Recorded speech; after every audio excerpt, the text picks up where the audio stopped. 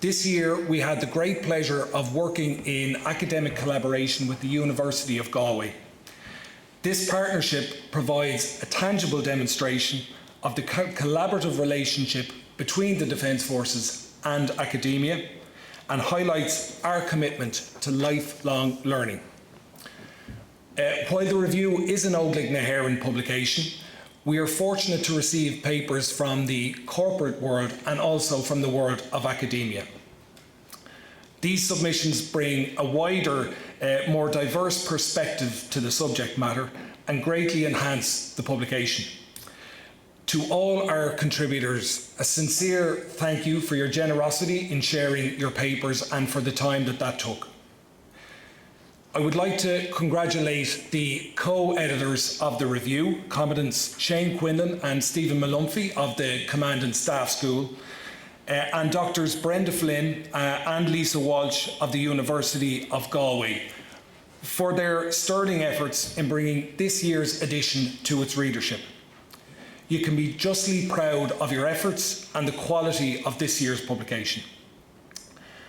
I would also like to acknowledge the staff of the Defence Forces printing press for their work in producing the hard copy. The final thanks goes again to Dr. Flynn and his team for their assistance and help in staging and hosting today's event.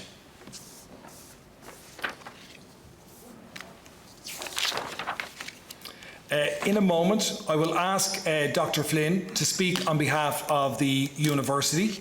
But firstly, if I could call on Lieutenant General Sean Clancy, Ceann Fórna Óglaigh na hÉireann, to officially launch the Defence Forces Review for 2022. Thank you.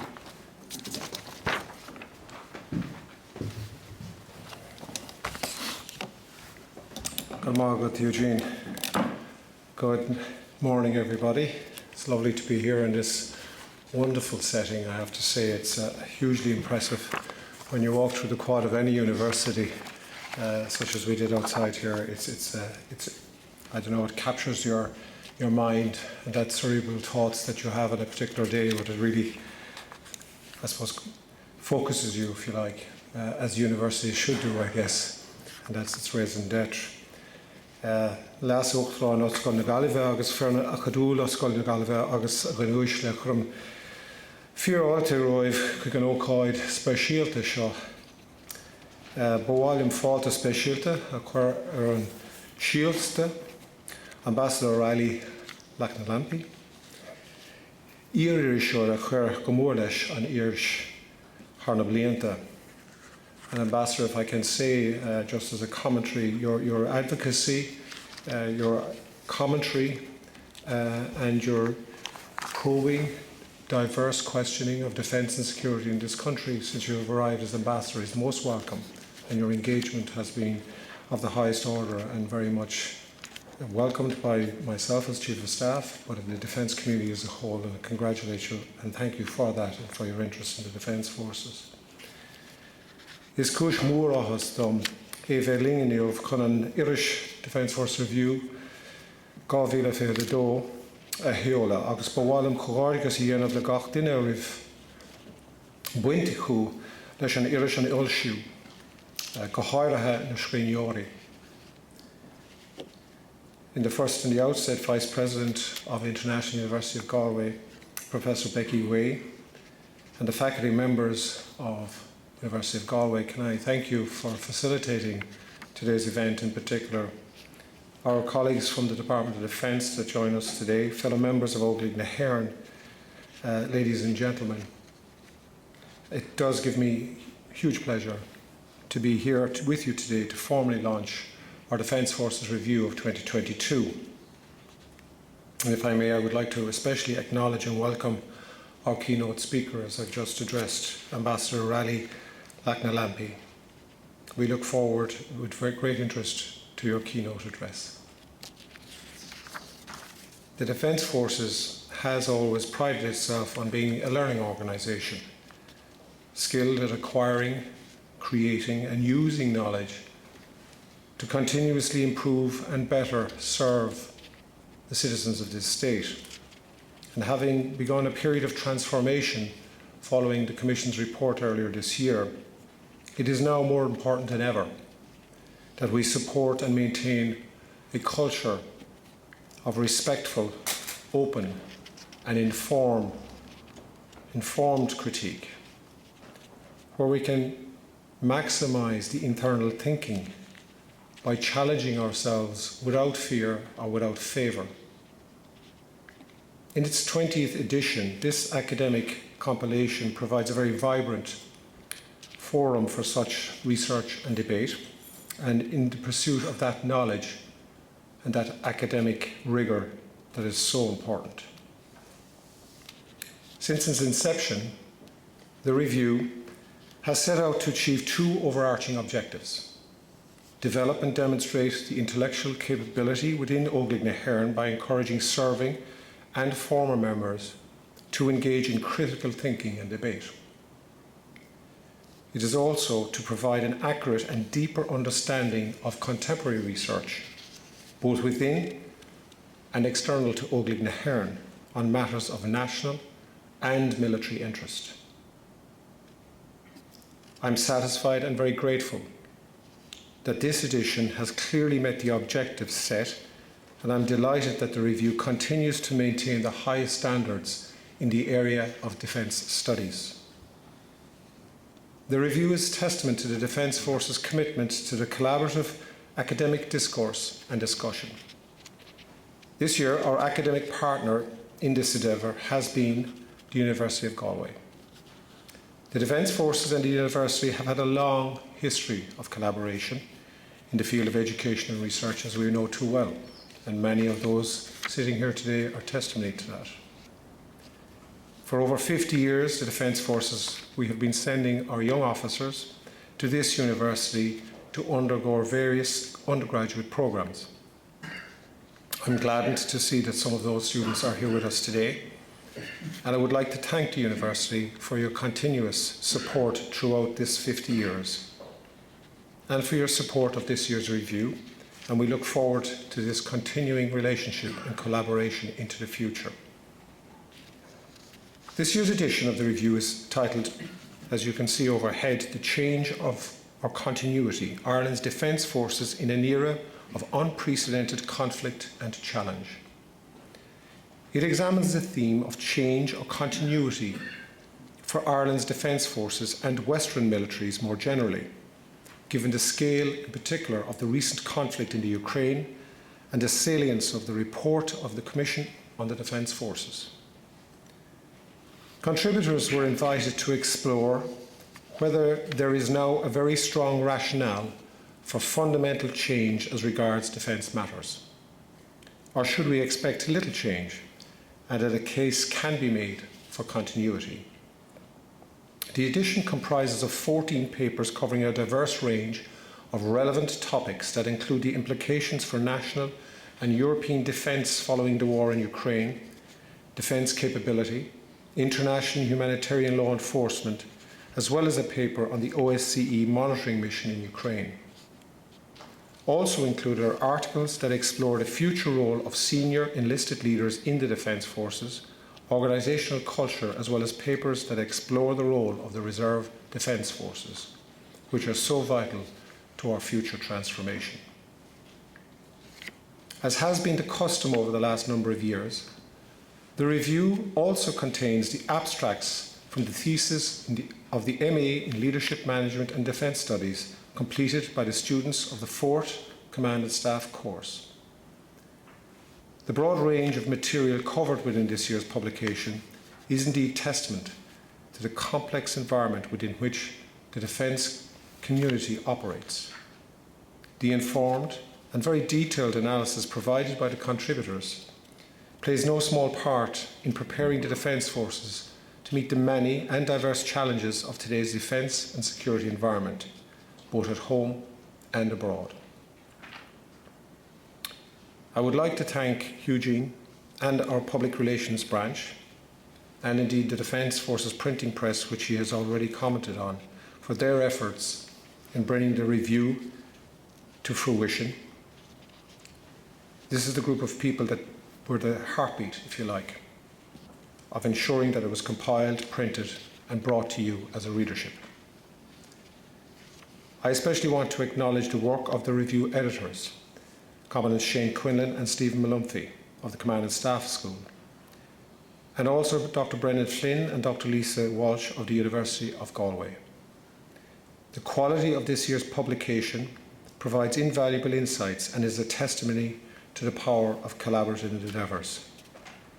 Their work and the works of the board have ensured that the governance over such publications is of the highest standard. Finally, I would like to pay tribute to you and to all of our contributors, many of whom I am delighted to say are here, and I can see them here in front of me. Without your interest, without your voluntary contributions, we would have no publication. The Defence Forces is extremely grateful and appreciates your work in this regard, and I trust and hope that it will encourage many others to follow in your footsteps in the pursuit of academic excellence. I wish you all success in the presentations of your work and the subsequent panel discussions that will ensue today and this afternoon. And in conclusion, I just want to commend this very fine publication to all of our readership and trust that it will continue to inspire and encourage others to sustain, enhance and develop an enduring interest in research and intellectual endeavours. And as in previous years, I am certain that the high standards of this year's publication will encourage contributions to future editions of the review. Thank you very much.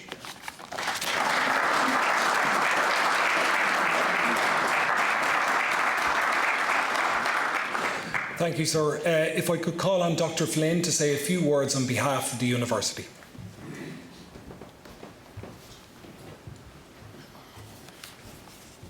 Díomh go léir tá an ásairm go bhfuil míid an seo an bliain seo. Aig gur aig, it's a difference from last year when we had to do it under COVID conditions. If I can, I maybe want to share my time with Becky Way. I'll ask her to just come up and give a formal invite just to explain the President himself, Colin Hurtig, is not available today. He's in Dublin fighting the good fight for our university on many fronts. And the Deputy President may pop in. He's mired in endless meetings as well. So Becky, at short notice, very happy that she stepped in, and I should explain that Becky is an outstanding leader in the university on a subject which is hard baked into a lot of the discussions today, the tragedy of the Ukraine. She's provided outstanding leadership on the campus in terms of our outreach and our support and solidarity with the people of Ukraine. I just want to do thank yous, and I really want to keep it short. I want to thank the Defence Forces Press Office, and I want to thank the printing press, an incredible institution in the Defence Forces. And I, above all, want to thank some of the support network here in University of Galway, which made this happen. So our audiovisual and our CELT team of people, and our people in the President's Office, Claire Walsh, and obviously our people in the Buildings Office, which gave us a lot of support throughout the entire process in which we were getting to this point. I'm not really going to go on in detail other than that, other than just to say massive thank you to my co-editors. Lisa Walsh came in and she played a huge role, and obviously Stephen Malumphey and Shane Quinlan, commandants in the Army, you'll see them there. Outstanding people to work with, and two of the smartest, savviest, hardest working officers that you're going to meet here today, and there's a lot of them. So we're very grateful to have them with us. They were really absolutely critical to getting this over the line. And obviously the two other people I want to thank is the Chief of Staff and Her Excellency for attending. It's a huge deal for us, for you to come here to the university. I am aware how busy your schedules are.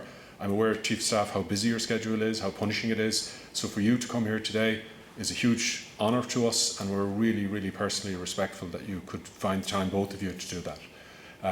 Maybe at that stage it'd be useful if I shut up. And I just ask Becky to give a formal Galway welcome. Thank you so much.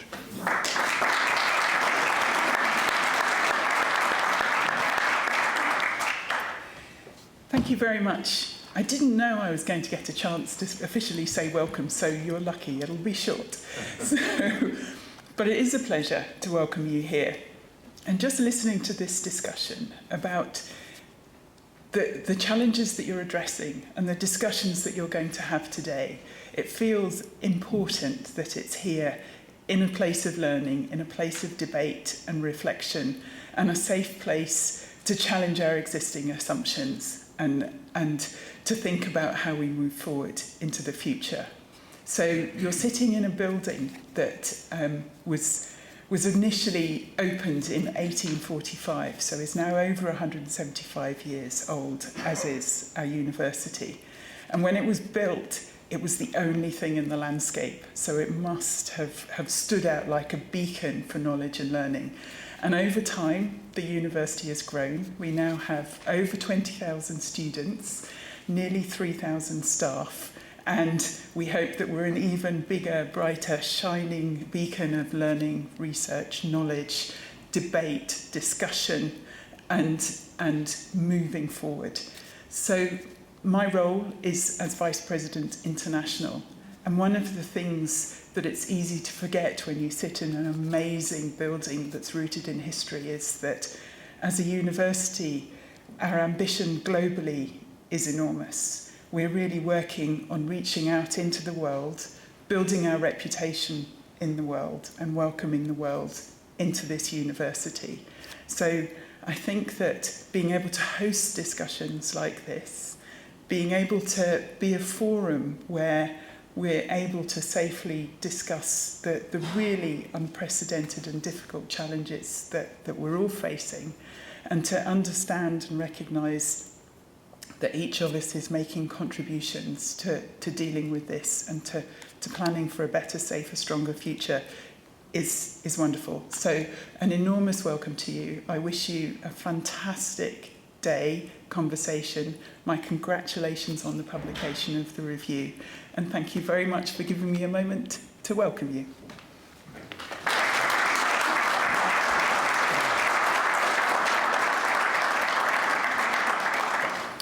This morning we have the great honour of being joined by Her Excellency the Ambassador of Finland, Rali Lannalampi, our keynote speaker.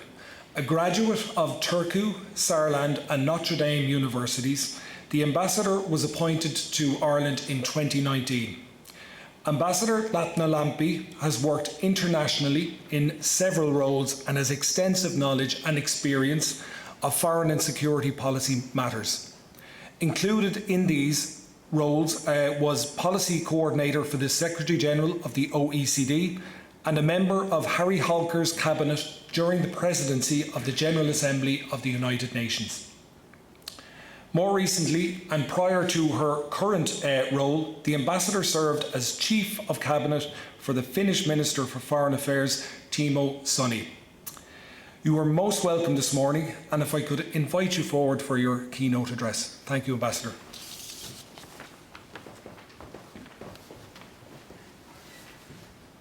Thank you.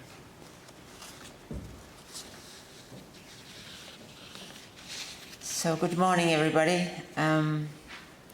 Ladies and gentlemen, Chief of Staff Sean Clancy, dear friends, it's a great pleasure to be here, of course, in particular in Galway on the west. It's a great honor to give the keynote address at the 2022 launch at the Irish Defence Forces review.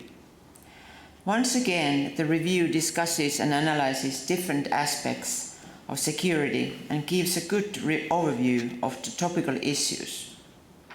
For the 2020 review, I had the opportunity to write an article on security in the digital age, the Finnish experience about digital economies and cyber threats, an issue that has not gone away.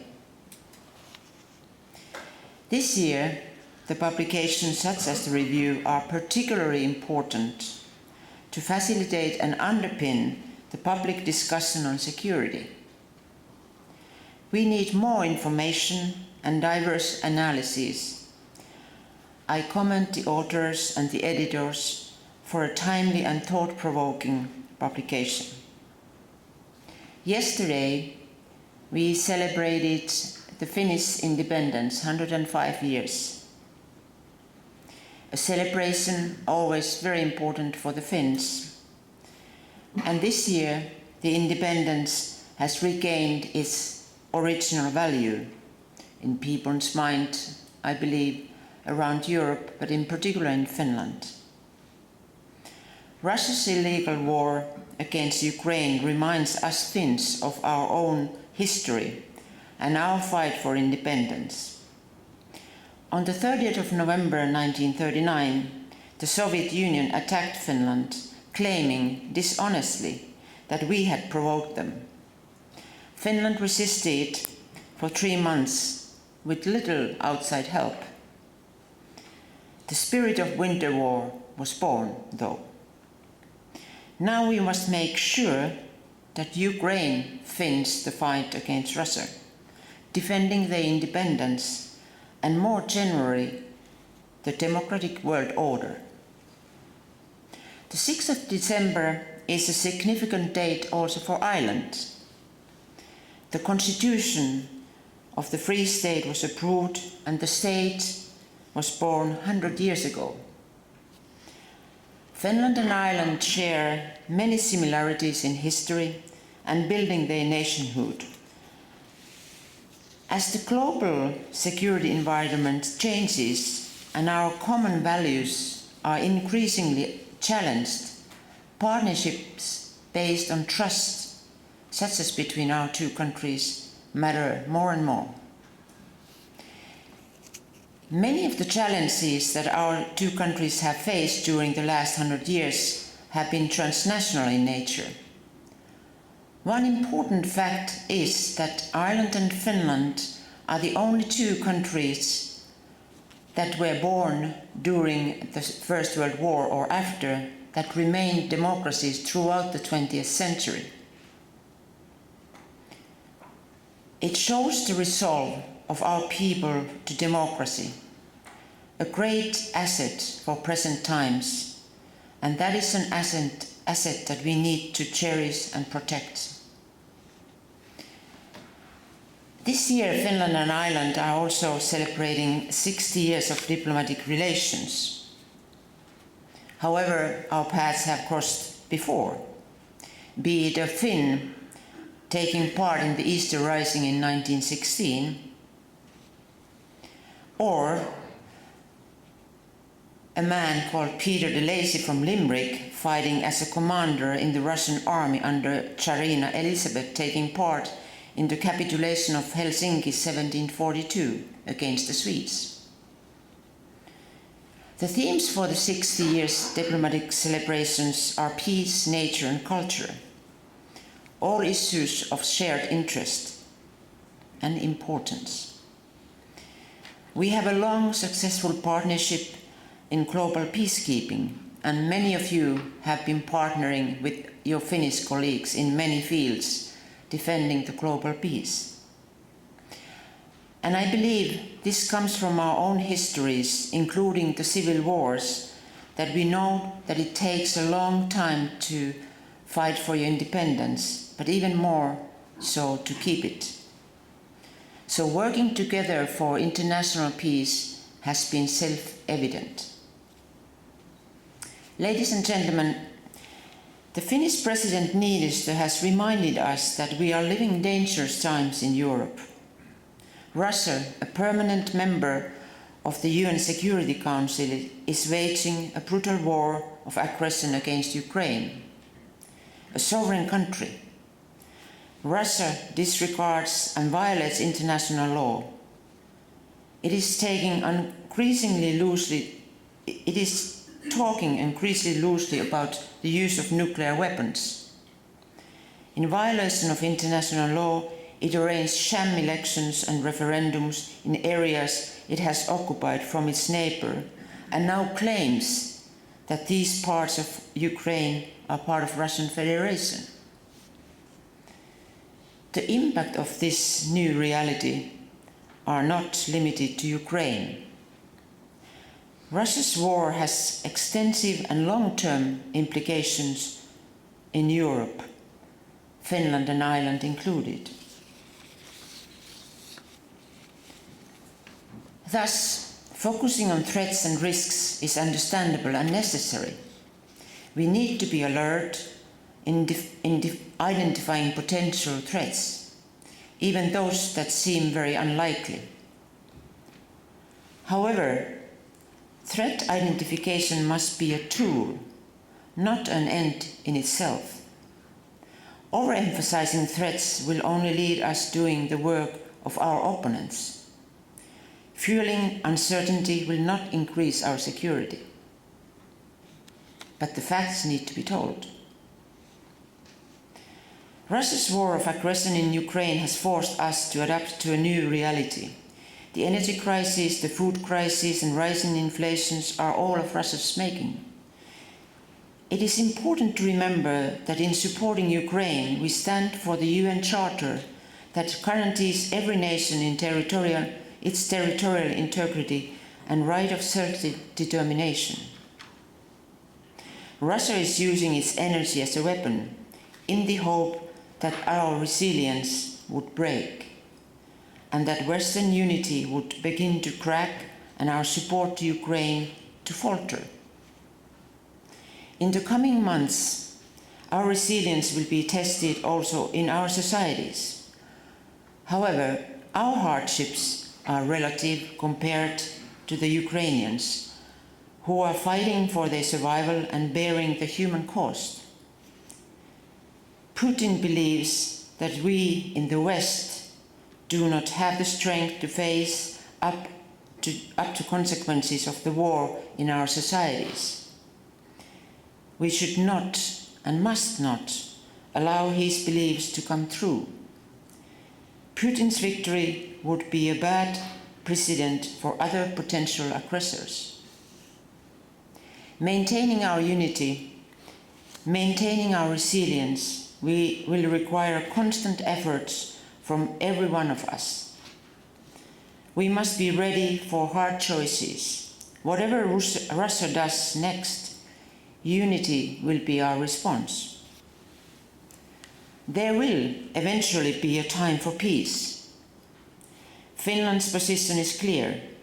It is not for outsiders to dictate conditions to Ukraine, which is fighting for its own territorial integrity within its internationally recognized borders. As part of the Western community, Finland will continue to support Ukraine as long as it is needed. EU's role in supporting Ukraine has been important. The European Union is considering new sanctions against Russia. Finland is pushing for even tougher sanctions that would cover the entire energy sector. The rationale is that we must weaken Russia's ability to finance the war. The European Union is also preparing a new package of assistance to Ukraine and stepping up our support to Ukraine's defense forces through the European Peace Facility. The EU will establish a training mission for the Ukrainian military in which Finland and Ireland will participate. The reality is that Russia's actions and policy mean that we have moved from cooperative security, from the Helsinki Spirit and Accords, to defensive security in Europe. One of the consequences of this is Finland's and Sweden's NATO applications. Finland's application to NATO has been followed with interest also here in Ireland. It has raised questions as why we are joining, why so quickly, and what impact might Sweden's and Finland's NATO membership have on the cooperation of non-aligned states in the EU framework. It is very important to consider Finland's NATO application in the historical context of our foreign and security policy. Finland has not been naive about Russia. The idea has been to survive and maintain as functional relationships with our neighbour as possible, with respective circumstances. During the Cold War, Finland's position between East and West was not easy. Finland, like Ireland, was very active in international organizations to underline our independence. The Soviet Union wanted to have spheres of influence, and in order to survive, Finland pursued a policy of neutrality. This meant that if the security situation in Europe changed fundamentally, we would not rule out a membership in NATO.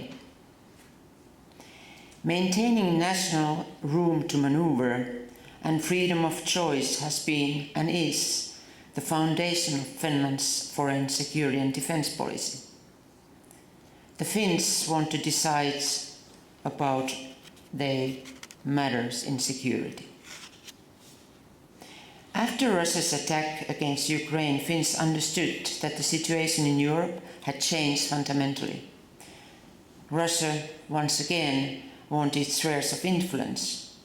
It was ready to use brutal force and invaded Ukraine. We understood that Russia's actions affect the whole Europe and beyond, Finland included. At the Parliament, the NATO application had the support of 188 members of Parliament out of 200, 8 votes against. It is a logical step given our historical experiences, our geography and policies. But we must remember that in the beginning of this year, the support for NATO was less than 25%, and now it is 85%. There is no direct military threat to Finland. Our security is in good shape, our level of preparedness is high, our military strengths are widely recognized. Credible defense has been a key pillar of our military non-allied policy. Interoperability with Western defense technology has been ensured since the 90s. Our conscription army was kept strong even during the détente years, when many Western countries decreased their defense forces and concentrated on peacekeeping. Now the Defence Forces' wartime strength is 280,000 soldiers. The defence budget will be 2.4% next year, around 6.1 billion euros. Finland does not aim to increase tensions, but we need to ensure that we are ready for the new security environment. Our decision to apply for NATO membership is a fundamental change in Finland's security policy and history. When Russia attacked Ukraine on February 24, the Finnish citizens and decision makers drew the necessary conclusions. And 3 months later, Finland and Sweden had applied for NATO. Now 28 countries out of 30 have already ratified our membership. What does NATO membership mean for us? As a member of NATO, we will have additional security both from the common deterrence and the common defense of the alliance. Nuclear weapons are an essential part of NATO's deterrence. But for NATO, nuclear weapons are specifically an instrument of prevention, not an end in themselves. Finland's membership will double the border that NATO currently shares with Russia. For both Finland and NATO, it is of utmost importance that Finland will continue to primarily take care of defending its own territory. The Nordic countries have extensive cooperation in the field of security and defense. With the membership of Sweden and Finland in NATO, the Nordic cooperation will deepen further. Our interests are often similar and our capabilities are strong and complementary. Together, we are strong security providers in our own region and beyond. In the future, we will strive to ensure that the whole alliance benefits from our cooperation. We share also the same security environment with the Baltic states, and the Nordic-Baltic cooperation will be, without doubt, focused more and increasingly at security. As a member of NATO, Finland is a security provider and strengthens the alliance as a whole. But not everything will change in the Finnish security policy. NATO membership will be part of our foreign and security policy, not the other way around. The EU remains the main reference framework for Finland's foreign and security policy, and we look forward to continued cooperation with Ireland within the EU. As a global actor, the EU is in fact more versatile than NATO, and it has a larger pool of different types of tools. EU's security and defence cooperation can strengthen not only European security, but security on a global scale. Finland is a strong supporter of the EU's security and defence policy. Due to the fundamental change in security and operating environment in Europe, it is crucial, we believe, that EU members are actively involved in the common security and defence policy.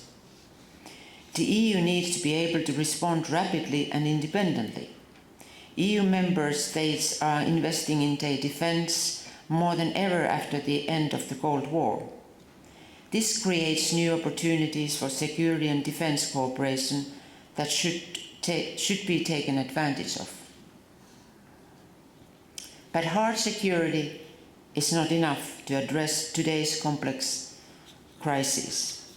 A comprehensive crisis management approach based on the humanitarian development and stability nexus is needed. That is why for Finland strengthening the commitment to civilian crisis and management is important, and member states must set high ambitions in the next EU civilian common security and defence policy compact. Finland sees an important role both for the EU and NATO in the Europe-Atlantic security environment. As we have seen lately, the two organizations complement each other in many ways. Looking ahead, it is important to draw some lessons from the recent global challenges. Globalization must be pursued wherever we can. Finland and Ireland stand as examples of how openness and global trade can make nations stronger.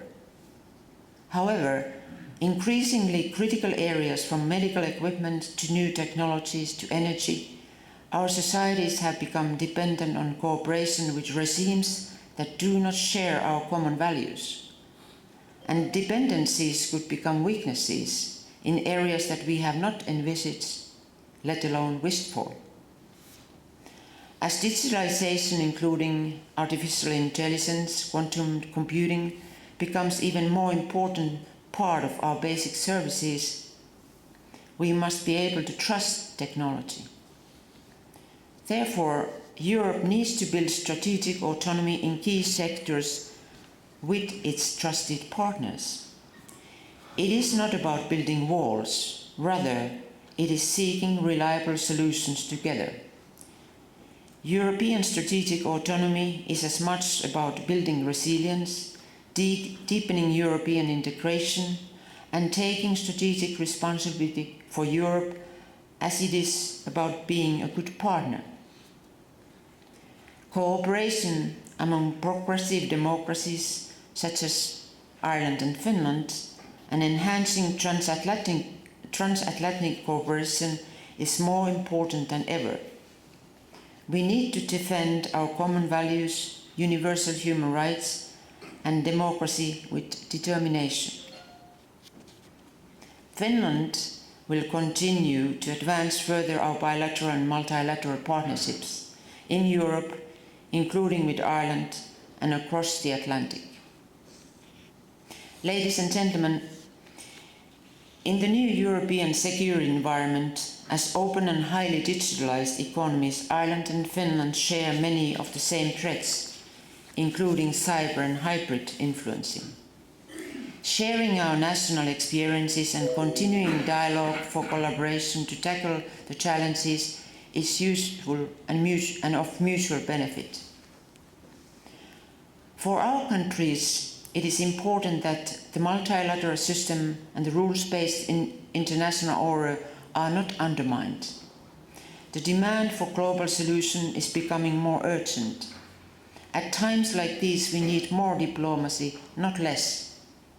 We must build and strengthen peace and prevent conflicts wherever possible. And we must find sustainable solutions to global challenges, including climate change. Ireland and Finland are long-standing, like-minded partners with strong commitments to democratic values and the rules-based international order. We should redouble our efforts to work together in making Europe a more secure place to live and the world a more just and sustainable place for all. Thank you so much.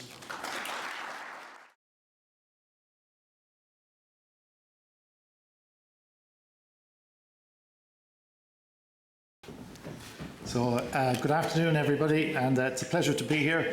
Looking at all the green uniforms and then Colonel Sean Hines in the audience, I feel like I'm back doing a 10-minute test talk in the cadet school. But apart from that, today I'm going to talk about justice and accountability for the crimes committed in Ukraine. Quite a topical subject. And who's doing the slides? Yeah. So.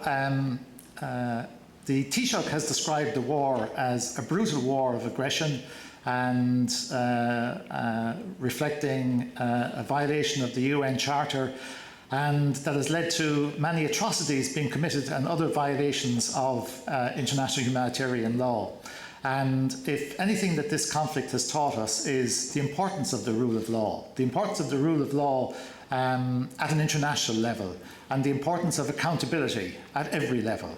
Slide, please. Yeah. So, when we're looking at the war in Ukraine and we're looking at the issues that are arising as we speak, there's nothing new, unfortunately, happening. There have been calls for changes in the law, changes in accountability, and various other changes to the legal framework. But actually, we're not confronting anything that we haven't confronted before, which is a sad reflection on the international system. And if you go back to, the origins of some of the legal framework that exists today, you go back to the Nuremberg war crimes trials and then the establishment, for example, of the International Criminal Tribunal for the former Yugoslavia and indeed Rwanda, and more recently the International Criminal Court, we see that there is a very significant legal framework governing how you deal with the situation and issues that are arising. Now, the International Criminal Court is probably the most significant development in the attempts to enforce international humanitarian law and international criminal law since the Nuremberg war crimes trials. The International Tribunal for the former Yugoslavia and Rwanda are exceptional insofar as they were created by the United Nations under a Security Council resolution. So they don't make a good example or a good precedent that we can follow today, because there's no way that the Security Council is going to reach a consensus in establishing a tribunal similar to the Yugoslav tribunal. The advantage of that is that it was established under a Chapter 7 resolution, making it binding on all states. So immediately after it was created, Ireland adopted the necessary legislation to implement its international legal obligations, because that was a requirement at the time. So it was a very effective mechanism to deal with the former Yugoslavia. And sometimes I think in the commentary that I hear in relation to what's happening in Ukraine, somehow many people don't refer to the former Yugoslavia, but the former Yugoslavia, over those period of years, we witnessed shocking atrocities on a similar scale and typology to what we're witnessing today in Ukraine. Slide, please. Yeah, the International Criminal Court, it's a court that was intended to put an end to a global culture of impunity. But it's worth remembering that this has been a very contentious and controversial institution.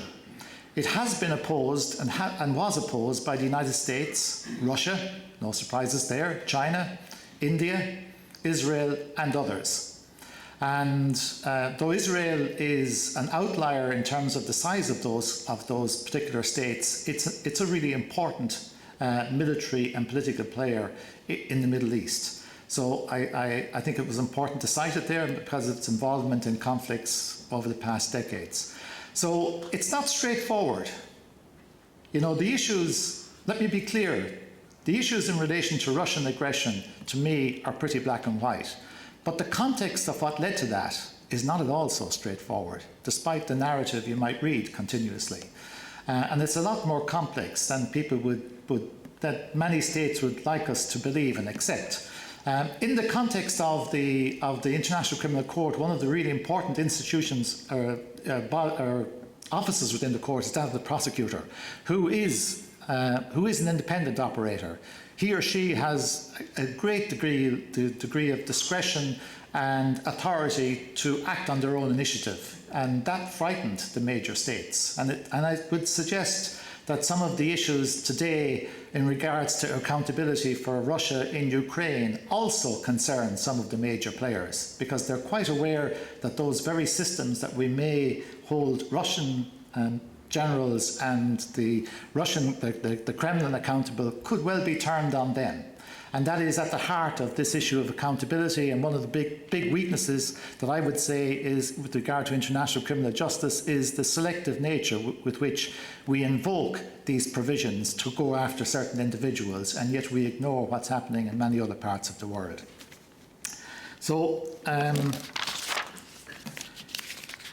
with regard to the court, it is interesting to note, actually, the International Criminal Court did not, it's based on a treaty, so Ukraine and Russia have not signed ratified the treaty, but Ukraine has agreed to an ad hoc arrangement under Article 12 of the relevant statute to give the court jurisdiction in Ukraine.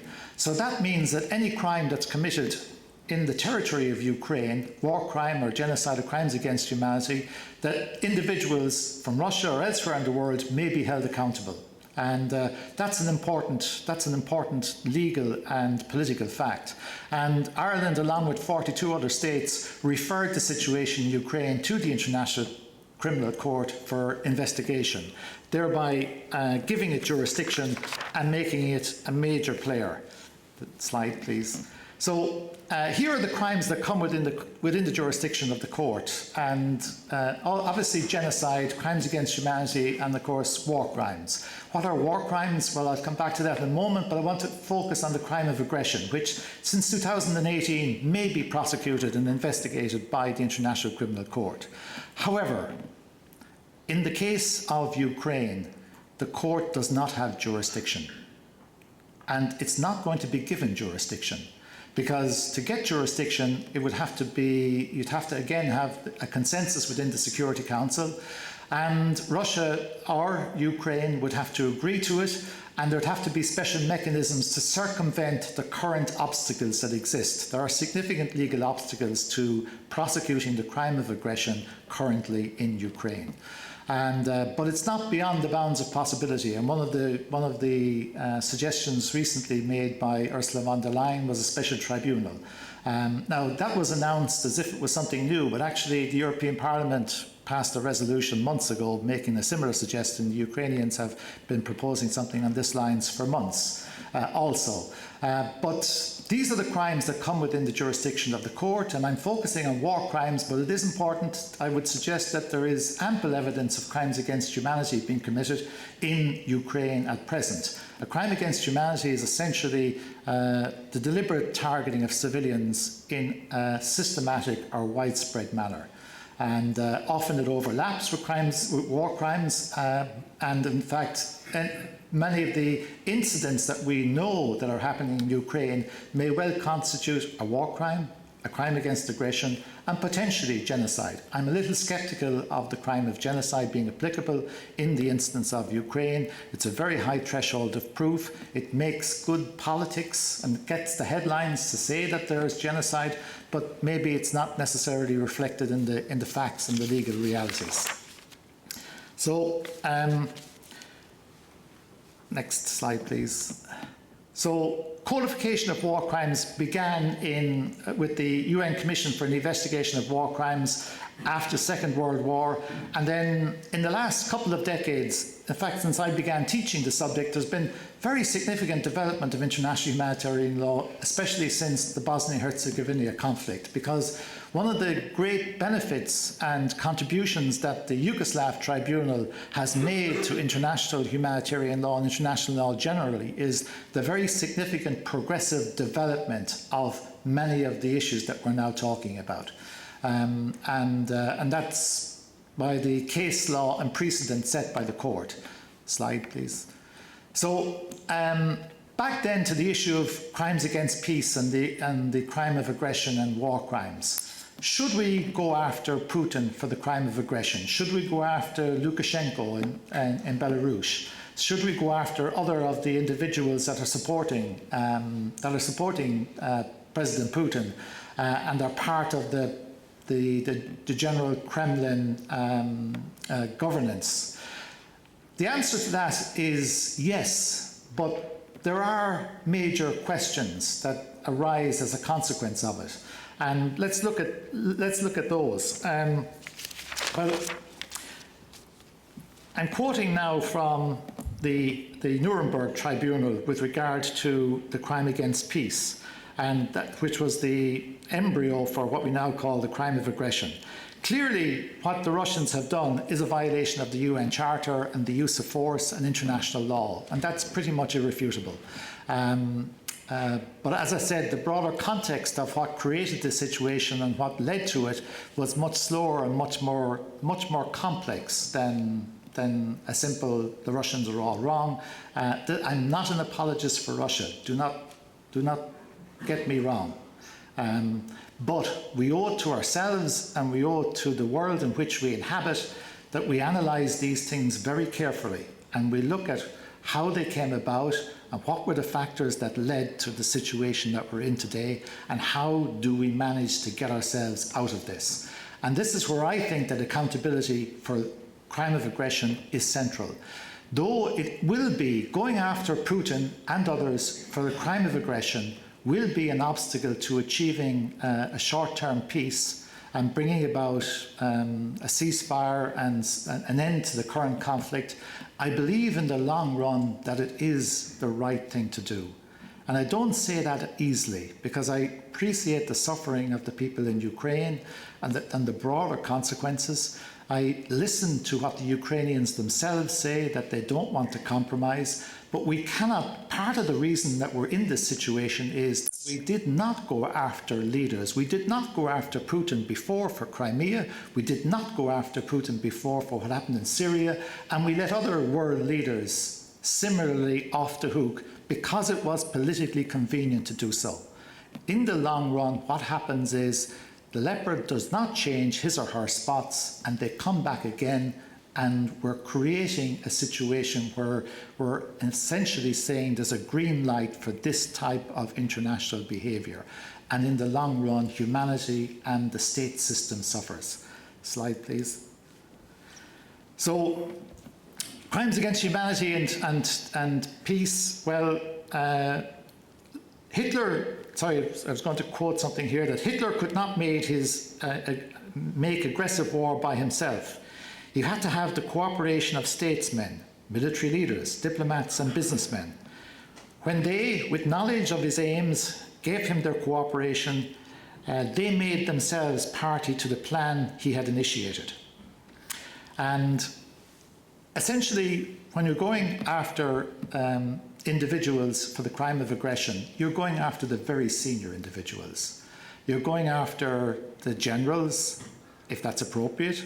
You're going after the other ministers. You're going after the very apex of the power system. And that, of course, is very much power is centred on President Putin. To initiate a war of aggression has been described by the Nuremberg Tribunal as the supreme international crime. It's also, you know, there isn't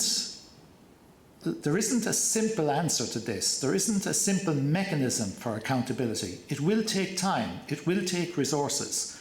and many years in many instances. But the important thing about the crime of aggression also is that it does target the leaders. It sends a clear message throughout the world that such conduct is unacceptable. But also, when we look at the war crimes issues, I'm talking to a military audience, so many of you will appreciate the concept of collateral damage. Will appreciate that when civilians die, when civilian objects are hit by missiles or otherwise, yes, prima facie, it looks as if it's a war crime. But actually, that's not necessarily going to be established upon further investigation. Not every apparent violation actually constitutes a war crime. So the nature of conflict is innocent people get killed, infrastructure gets destroyed, and proving that it's actually a war crime takes time, effort and resources, and many years to investigate. So what's the last slide, please? What are the final conclusions? Well, the biggest weakness in the international legal system is the selective nature with which we invoke these mechanisms to go after individuals. With regard to the International Criminal Court, it's only a couple of years ago that the United States government said that they would ban the prosecutor from the International Criminal Court from entering the United States. I have the words here. Yeah, the former US Secretary of State, Mike Pompeo, denounced the court as a kangaroo court. He threatened that the US would punish the court employees for any investigation or prosecution of Americans in Afghanistan or for prosecuting Israelis for alleged abuses against Palestinians. To its credit, Ireland has always been a consistent supporter of the court. But the legal consequences are clear to us all. Ignoring what is happening in Ukraine or elsewhere will come back to haunt us. So therefore, despite the impediment that accountability does create for resolving the issues in the short term, I believe we have no alternative. I want to see peace in Europe and in Ukraine, but I want an example to be set to the world at large, saying that this is a clear act of aggression, the violations by all sides, I might add. When you go to investigate what's happening in Ukraine, you're not going to investigate what the Russians did. You're going to investigate what the Russians and all other parties to the conflict did or failed to do in accordance with international law. But the selective nature of the enforcement of international humanitarian law is its biggest weakness. And we must support institutions like the court. We must give them the resources and political and other support that they need, often to investigate maybe the states and individuals we regard as friendly powers. I'll welcome questions or comments later on. Thanks very much.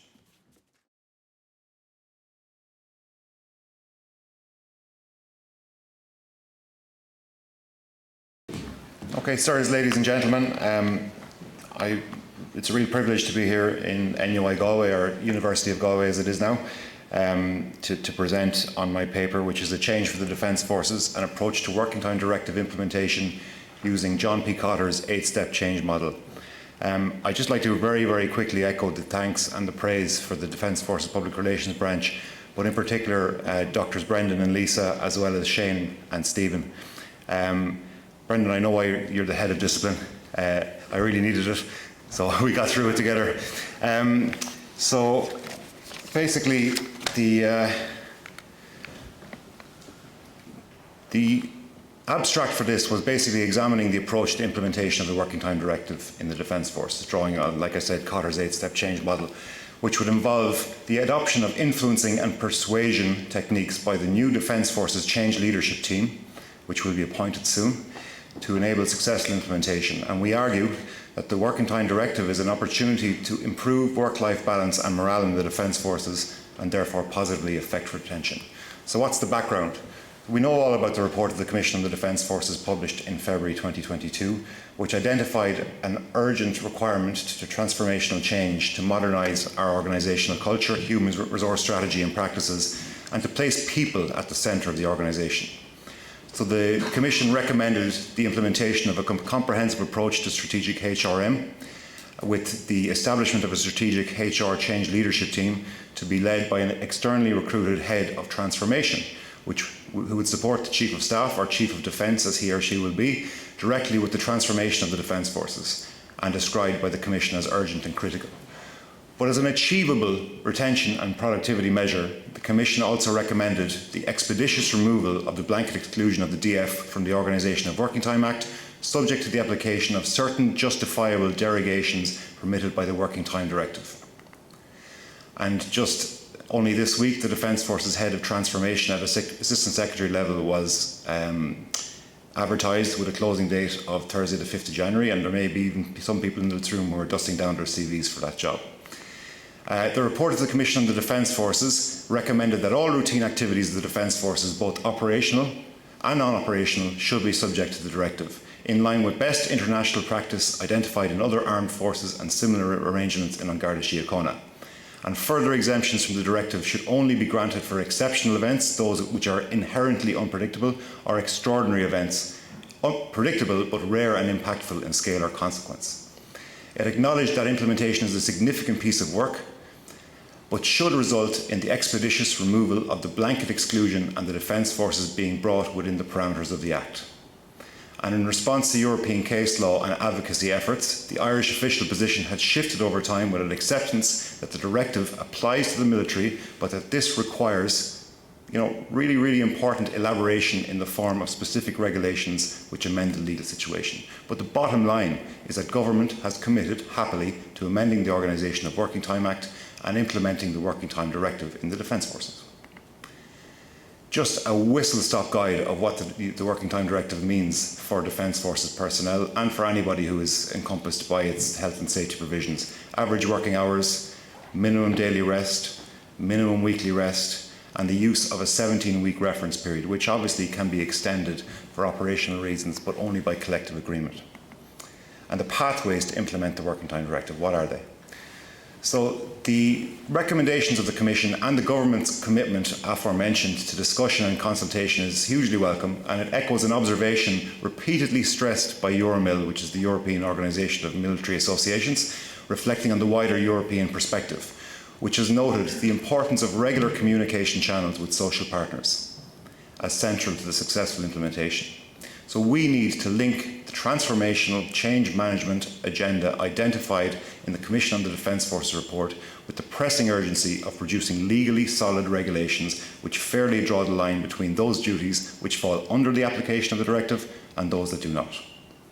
So how do we do this? Well, we looked at the literature and saw Cotter's 8-step change management model, and there are the 8 steps there. Which basically are creating a climate for change, engaging and enabling the organisation, and implementing and sustaining change in 8 easy, messy or difficult steps depending on your attitude. So the first one is to establish a sense of urgency about the need for change. And implementation should have the support of at least 75% of the organisation's management, with open discussion with staff. Form a powerful guiding coalition. Managing change is not enough, you must lead it. You have to bring together a coalition of people who are influential and whose power comes from a variety of sources. And once formed, this coalition needs to work as a team to build urgency and maintain momentum. Create a vision for that change. It's pretty simple.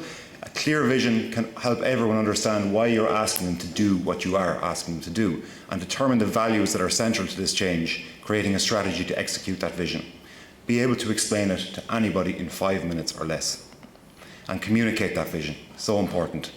What a change agent does is far more important and believable than what they say. Talk often about the change vision, lead by example, tie everything back to the vision. Remove obstacles to empower people. Identify the barriers and find out why. Ensure the organisational structure, job descriptions and performance and compensation systems are in line with the vision for change, and recognise and reward those people who are making the change happen. Create short-term wins, hugely important, because we don't want critics and negative people to hurt the progress. but you have to show that it's beneficial to the organisation. Accelerated provisions, for example, around rest periods is something that's been used in the past. And build on the change. Quick wins are okay, but it's only the start. You must keep ideas fresh by bringing in new change agents and leaders for the Change Coalition. And finally, anchor the changes in the organisational culture. Kurt Lewin talks about, when you're talking about change, that you unfreeze something, you change it and you refreeze it. The refreezing is so important to anchor the change in the culture.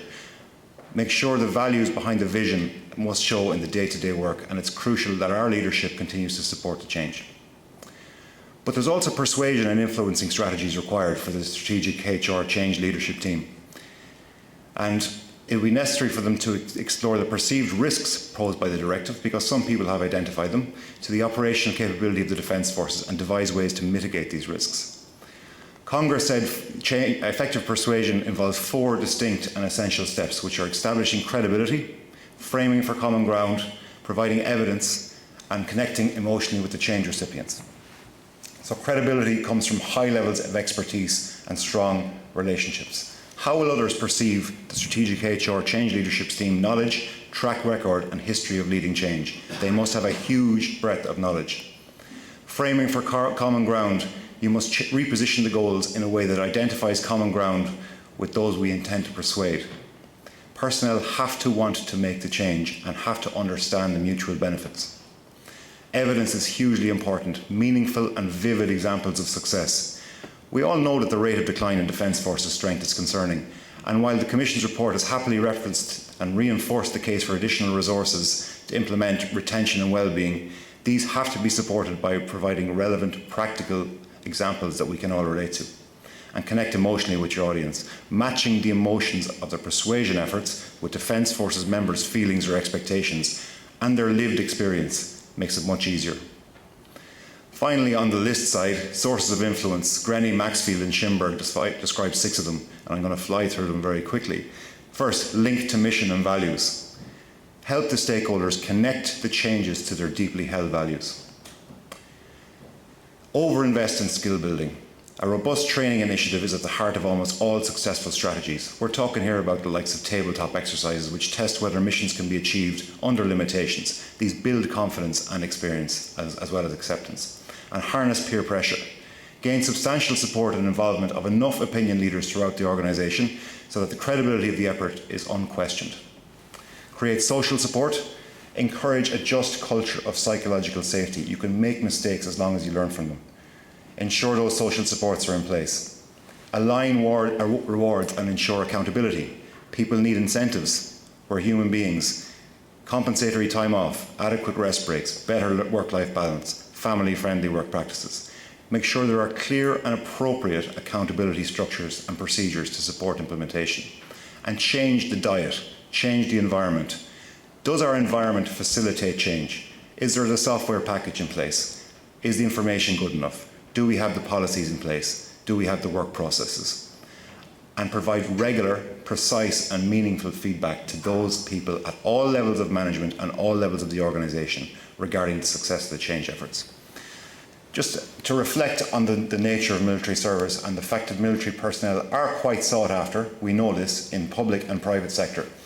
We have to ensure that there's a working time system in place which is directly related to the recent well-documented challenges on recruitment and retention. We can't avoid it.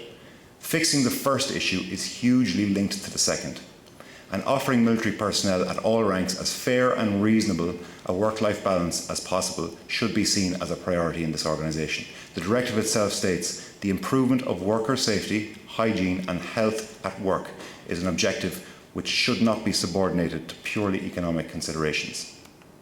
Finally, in conclusion, we know it's achievable. It should not be feared, and the directive must be reviewed as an opportunity to improve employee work-life balance and drive efficiency. Working hours are a finite resource. They're like ammunition, rations or fuel, and detailed planning and scheduling can make the most of that resource. The Commission was clear that modern personnel management systems with full accountability must be introduced. It should be seen as an opportunity, not a threat. The Commission observed that a number of European armed forces have compensatory mechanisms that are compatible with military service in Ireland and in line with public sector pay policy. These include time off in lieu, overtime, increased allowances. It also noted the requirement to develop and implement a system for recording time and attendance, and this is fundamental to success, to ensure compliance. While cognizant of the complexity and challenges, and there are many, involved in doing so across a disparate organisation, which at the moment, obviously, as we know, is struggling to maintain its strength. Increasingly, we are all aware that military professionalism, operational readiness and unit morale are linked with progressive personnel management practices. In this, the Defence Forces can be no different to the rest of society. And there's a growing body of work which talks about military work-life balance, which is strongly related to the issues of recruitment and retention. The Working Time Directive, if faithfully implemented, can improve certainty, can improve forecasting and can improve retention. And the Defence Forces simply cannot afford not to embrace the challenges of implementing the directive in a reasonable, transparent manner that values both the organisation and its people. Thank you.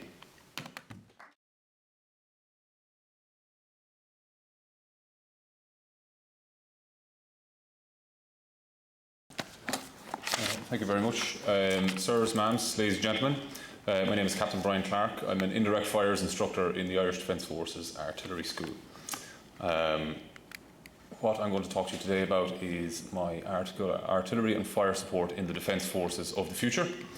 And before we start, I'd just like to make the audience aware of one point. I'm obviously a serving officer in the Artillery School of the Defence Forces. The views expressed during this presentation are either my own personal views or views of other individuals that are cited in the article. They don't reflect the views of the Defence Forces or the Defence Organisation, or in particular the Artillery Corps or the Artillery School.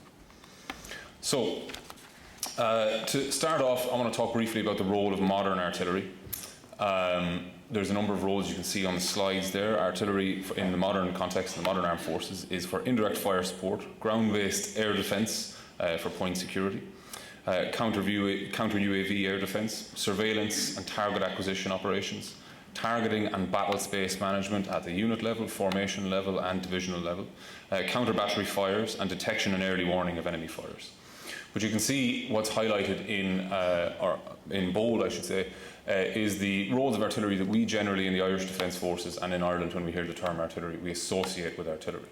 But all of the other roles there have become and have been shown to be the case in Ukraine and even on peace support operations around the world, equally as important to the main overall roles of artillery being fire support and ground-based air defence.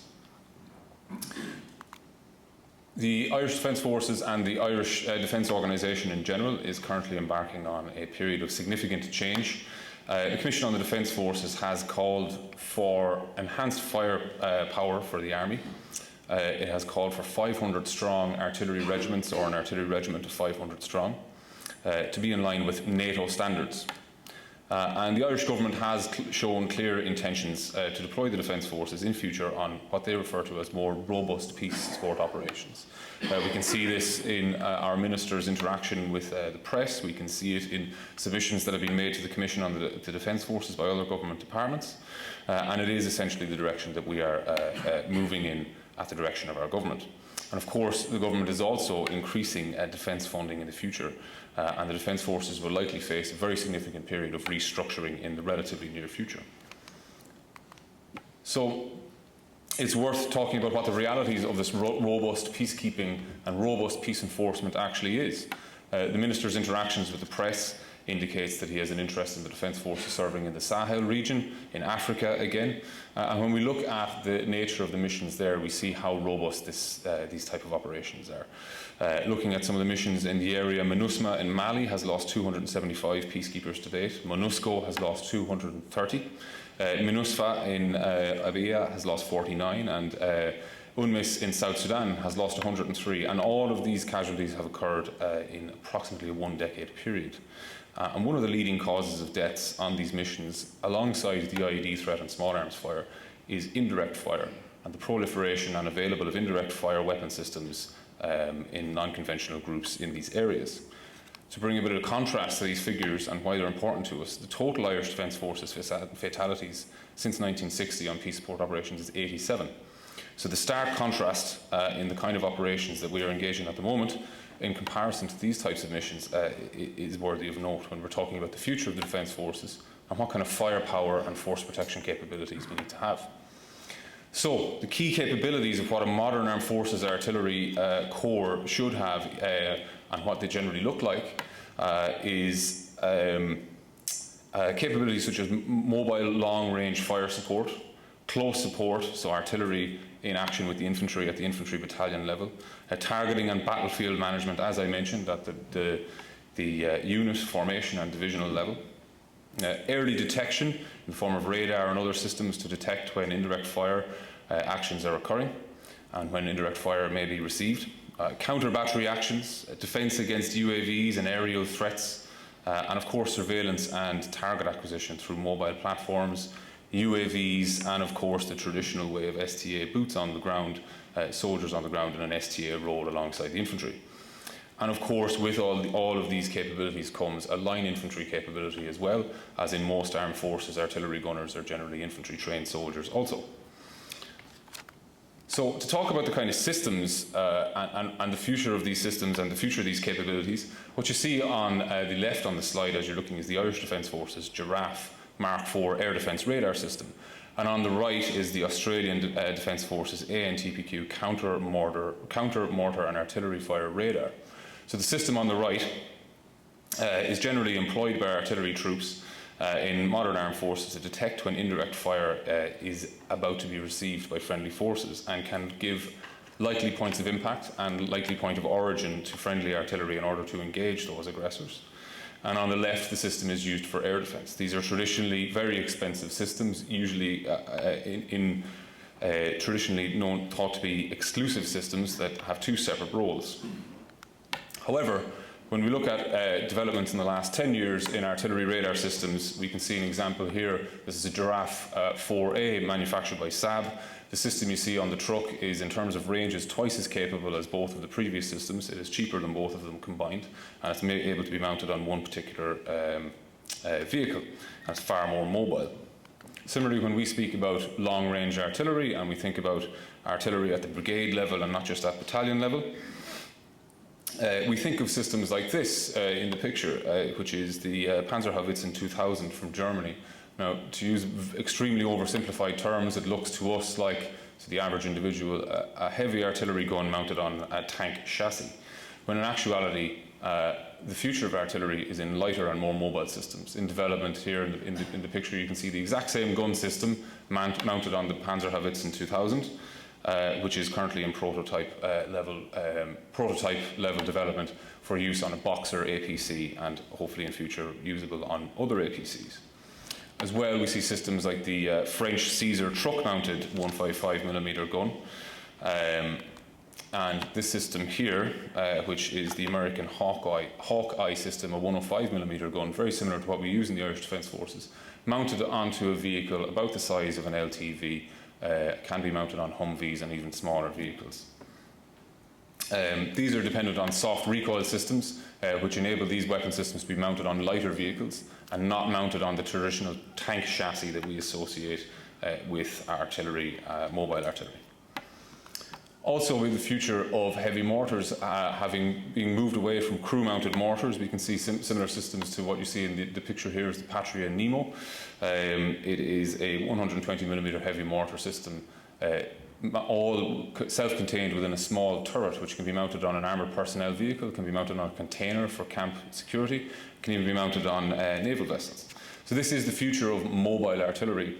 So it's important to keep these things in mind when we talk about being ambitious for the future of the Defence Forces, and we talk about mobile artillery. The days of large tank chassis with very large artillery guns that are cumbersome, expensive and difficult logistically are not necessarily the future of artillery, and there are other options which would certainly be suitable for the Irish Defence Forces out there. It's important to think about the Peace Support Operations package and what the future, the Artillery Corps could do for the Defence Forces of the future. So, obviously, we're thinking of artillery in a conventional role and thinking about defence of the state and its role within the armed forces as the armed forces of the state before we talk about peace support operations. But a future artillery corps that could be brought to these standards would also provide a very potent package for peace support operations. On the right, you can see a French Caesar gun being deployed in Africa alongside peacekeepers.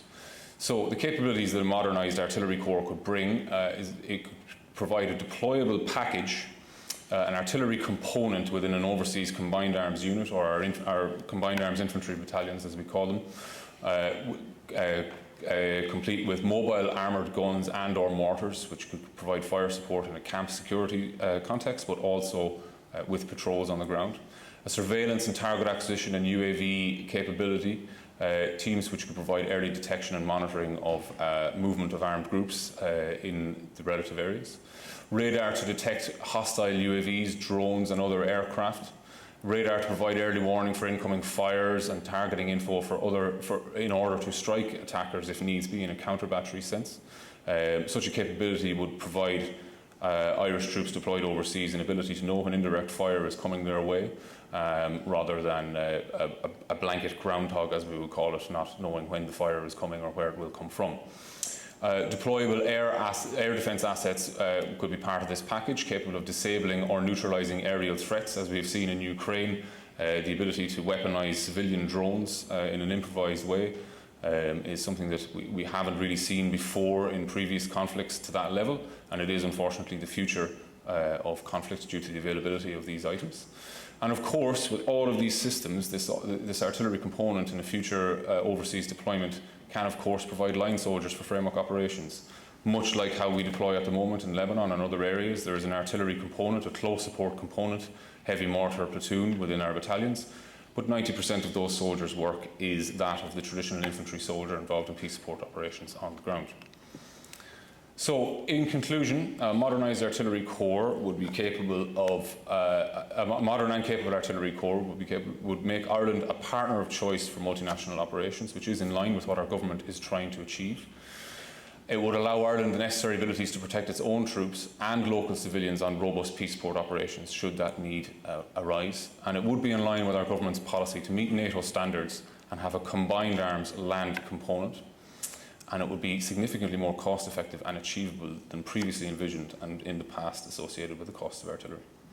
And I would like to hand you over. Do you want to take any questions?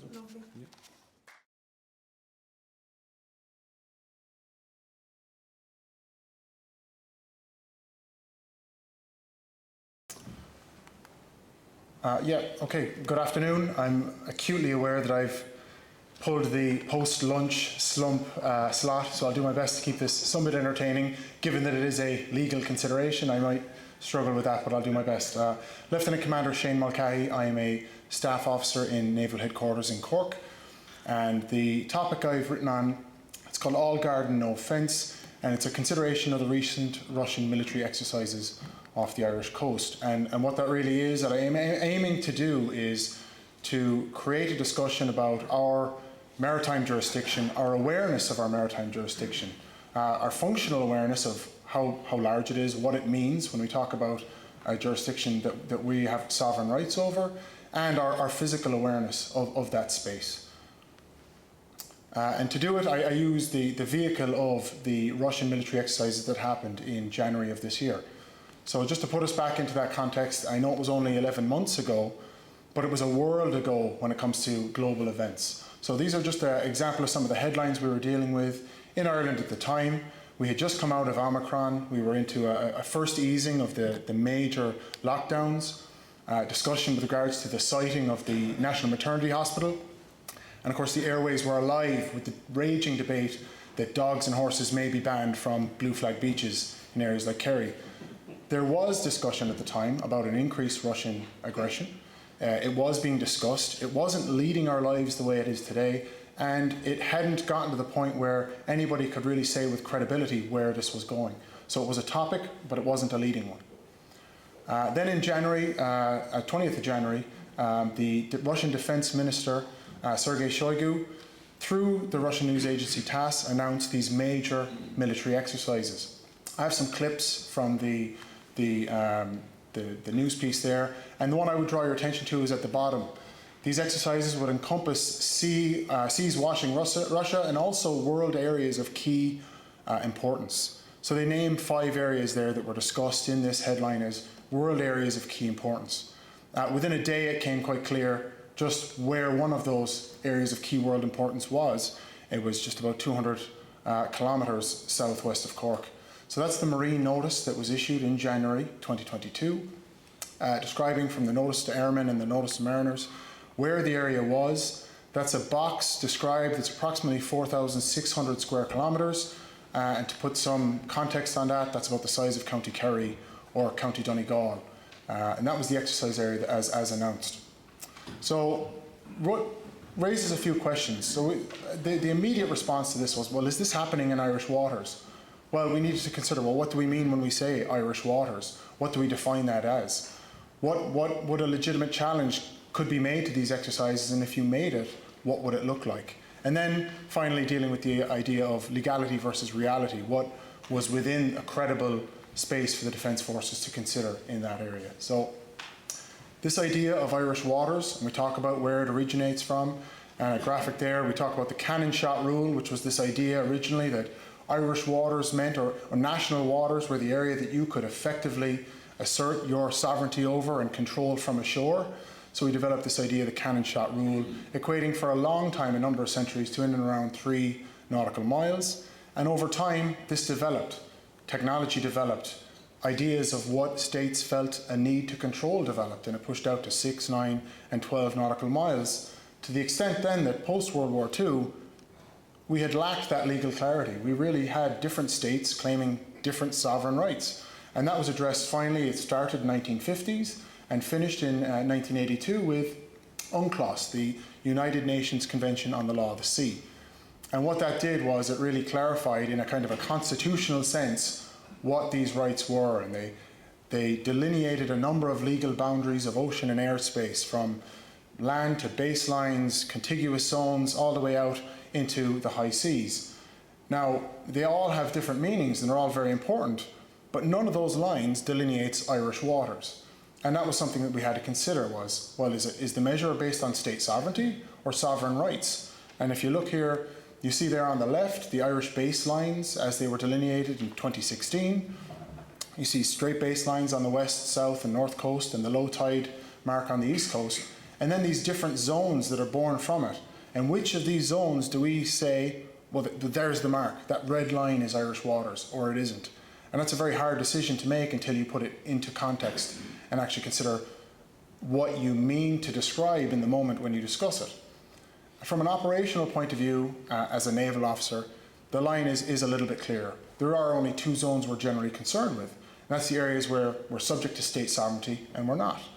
And that is your internal and territorial seas, where state sovereignty, bar the rights of innocent passage to international vessels, it exists the same way it would on land. And everything beyond that, although there are sovereign rights in those waters, is very much considered the high seas. So as an operational maritime officer, that's really the mindset you take to these areas. And then you have the exclusive economic zone. And the top section is very much a description from UNCLOS, but I draw your attention to a quote from the US Navy Commander's Handbook, which I think puts it very succinctly. It's a resource-related zone. Its central purpose is economic. It's where a state enjoys sovereign rights, but not sovereignty. So back to our discussion about Irish waters. We can't simply say, well, Irish waters are 12 nautical miles, because our sovereign interests in our area of operation and our areas of responsibility extend well beyond that, beyond 200 nautical miles in the case of the subsurface and the seabed. So when we talk about Irish waters, the first thing we need to know is to put it into context of the specific resource or sovereign rights that we're actually talking about in that moment. So back to this question of military exercises. Well, UNCLOS and customary international law before it ever came was very clear. The right that a state has to conduct military exercises at sea is encompassed in the general high seas freedoms that exist. They exist as expressly in Article 87 for a number of freedoms, but the freedom of military exercise isn't included there. We know from other articles like 19 that discusses innocent passage that if a military exercise is, for example, prohibited in territorial seas, we can infer that it's allowed in every other zone outside of that. But you have to read in conflicting evidence within UNCLOS that would suggest maybe that's not the case. The very next article, the high seas shall be reserved for peaceful purposes. So even in 1982, this conflict existed, it was being discussed. And when the actual document, UNCLOS, was being ratified in 1994, this issue was so live that the then President of the United States, Bill Clinton, had to get up in Congress and actually state unequivocally, from a US perspective, military activities in the EEZ of any nation are a recognized historic high seas right. And he talks about them being preserved by Article 58. So now we're in the space where we're saying, okay, some nations are saying that this is an area that we have rights as a coastal state and that other users of the ocean also have. That's where this idea of the communal garden comes in. Imagine you're in a terraced house and you have a front garden that's there for everyone in the terrace to use. Your rights to use that space are absolute, right up until the moment that your use of it infringes on your neighbour's rights. And how that area of interference occurs is what Article 58 of UNCLOS talks about, this concept of due regard. So Articles 56 and 58 both treat, both from a coastal state and a flag state perspective, this idea that states shall have due regard to the rights and duties of the coastal state or the other states using that space.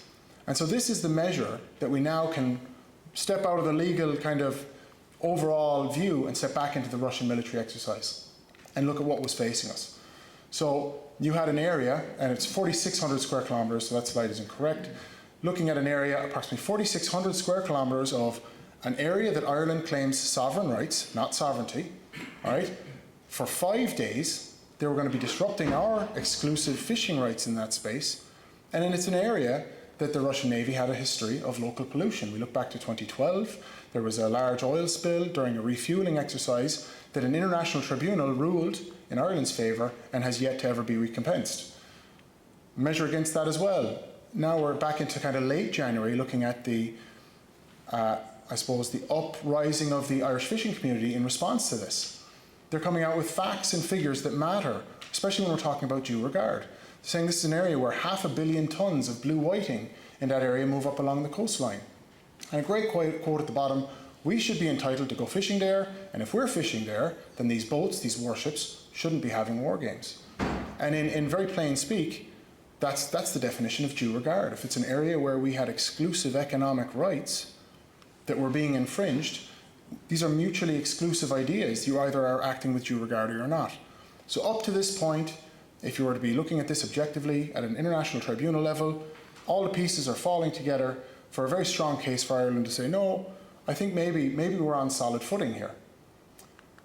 Now we need to consider the other side of that same coin, looking at some of the other things. Fishermen planned to disrupt Russian military exercise off the Irish coast. Now we start to see the reality of what was coming to be.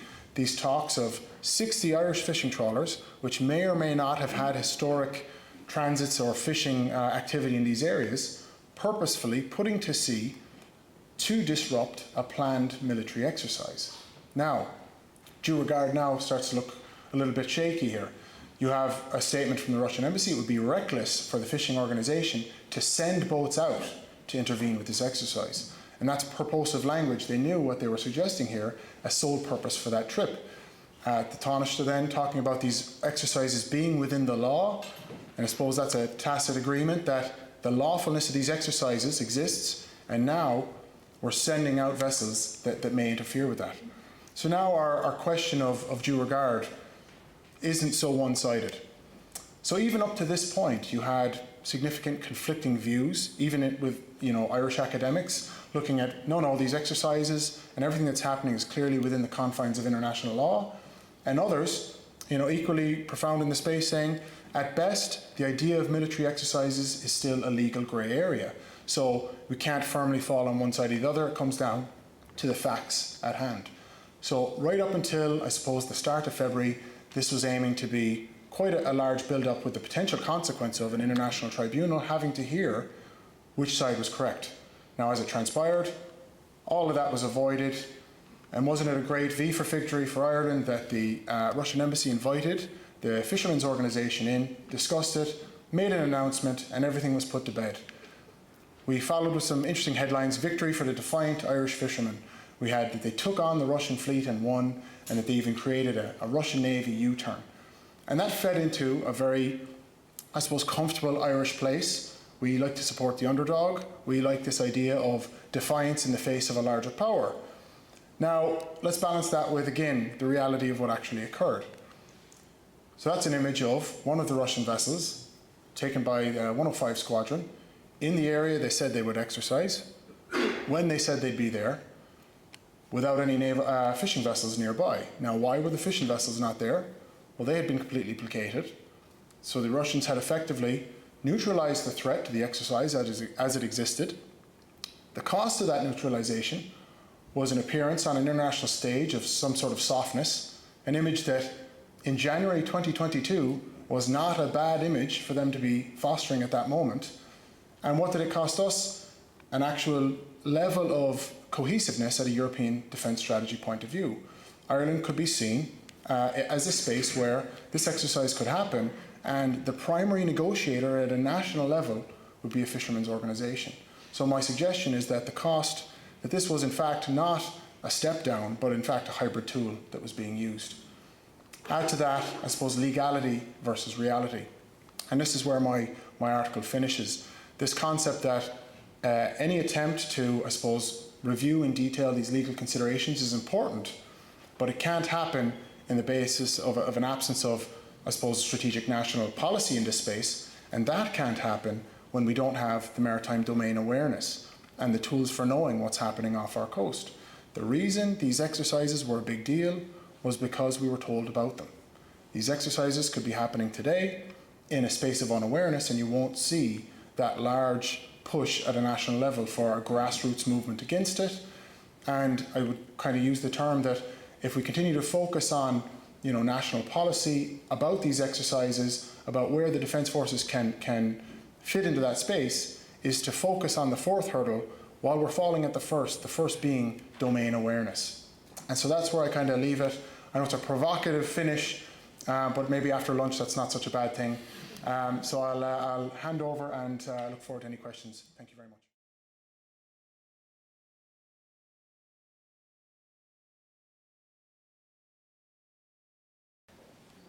So, sirs, ma'am, ladies and gents, thanks for having us here.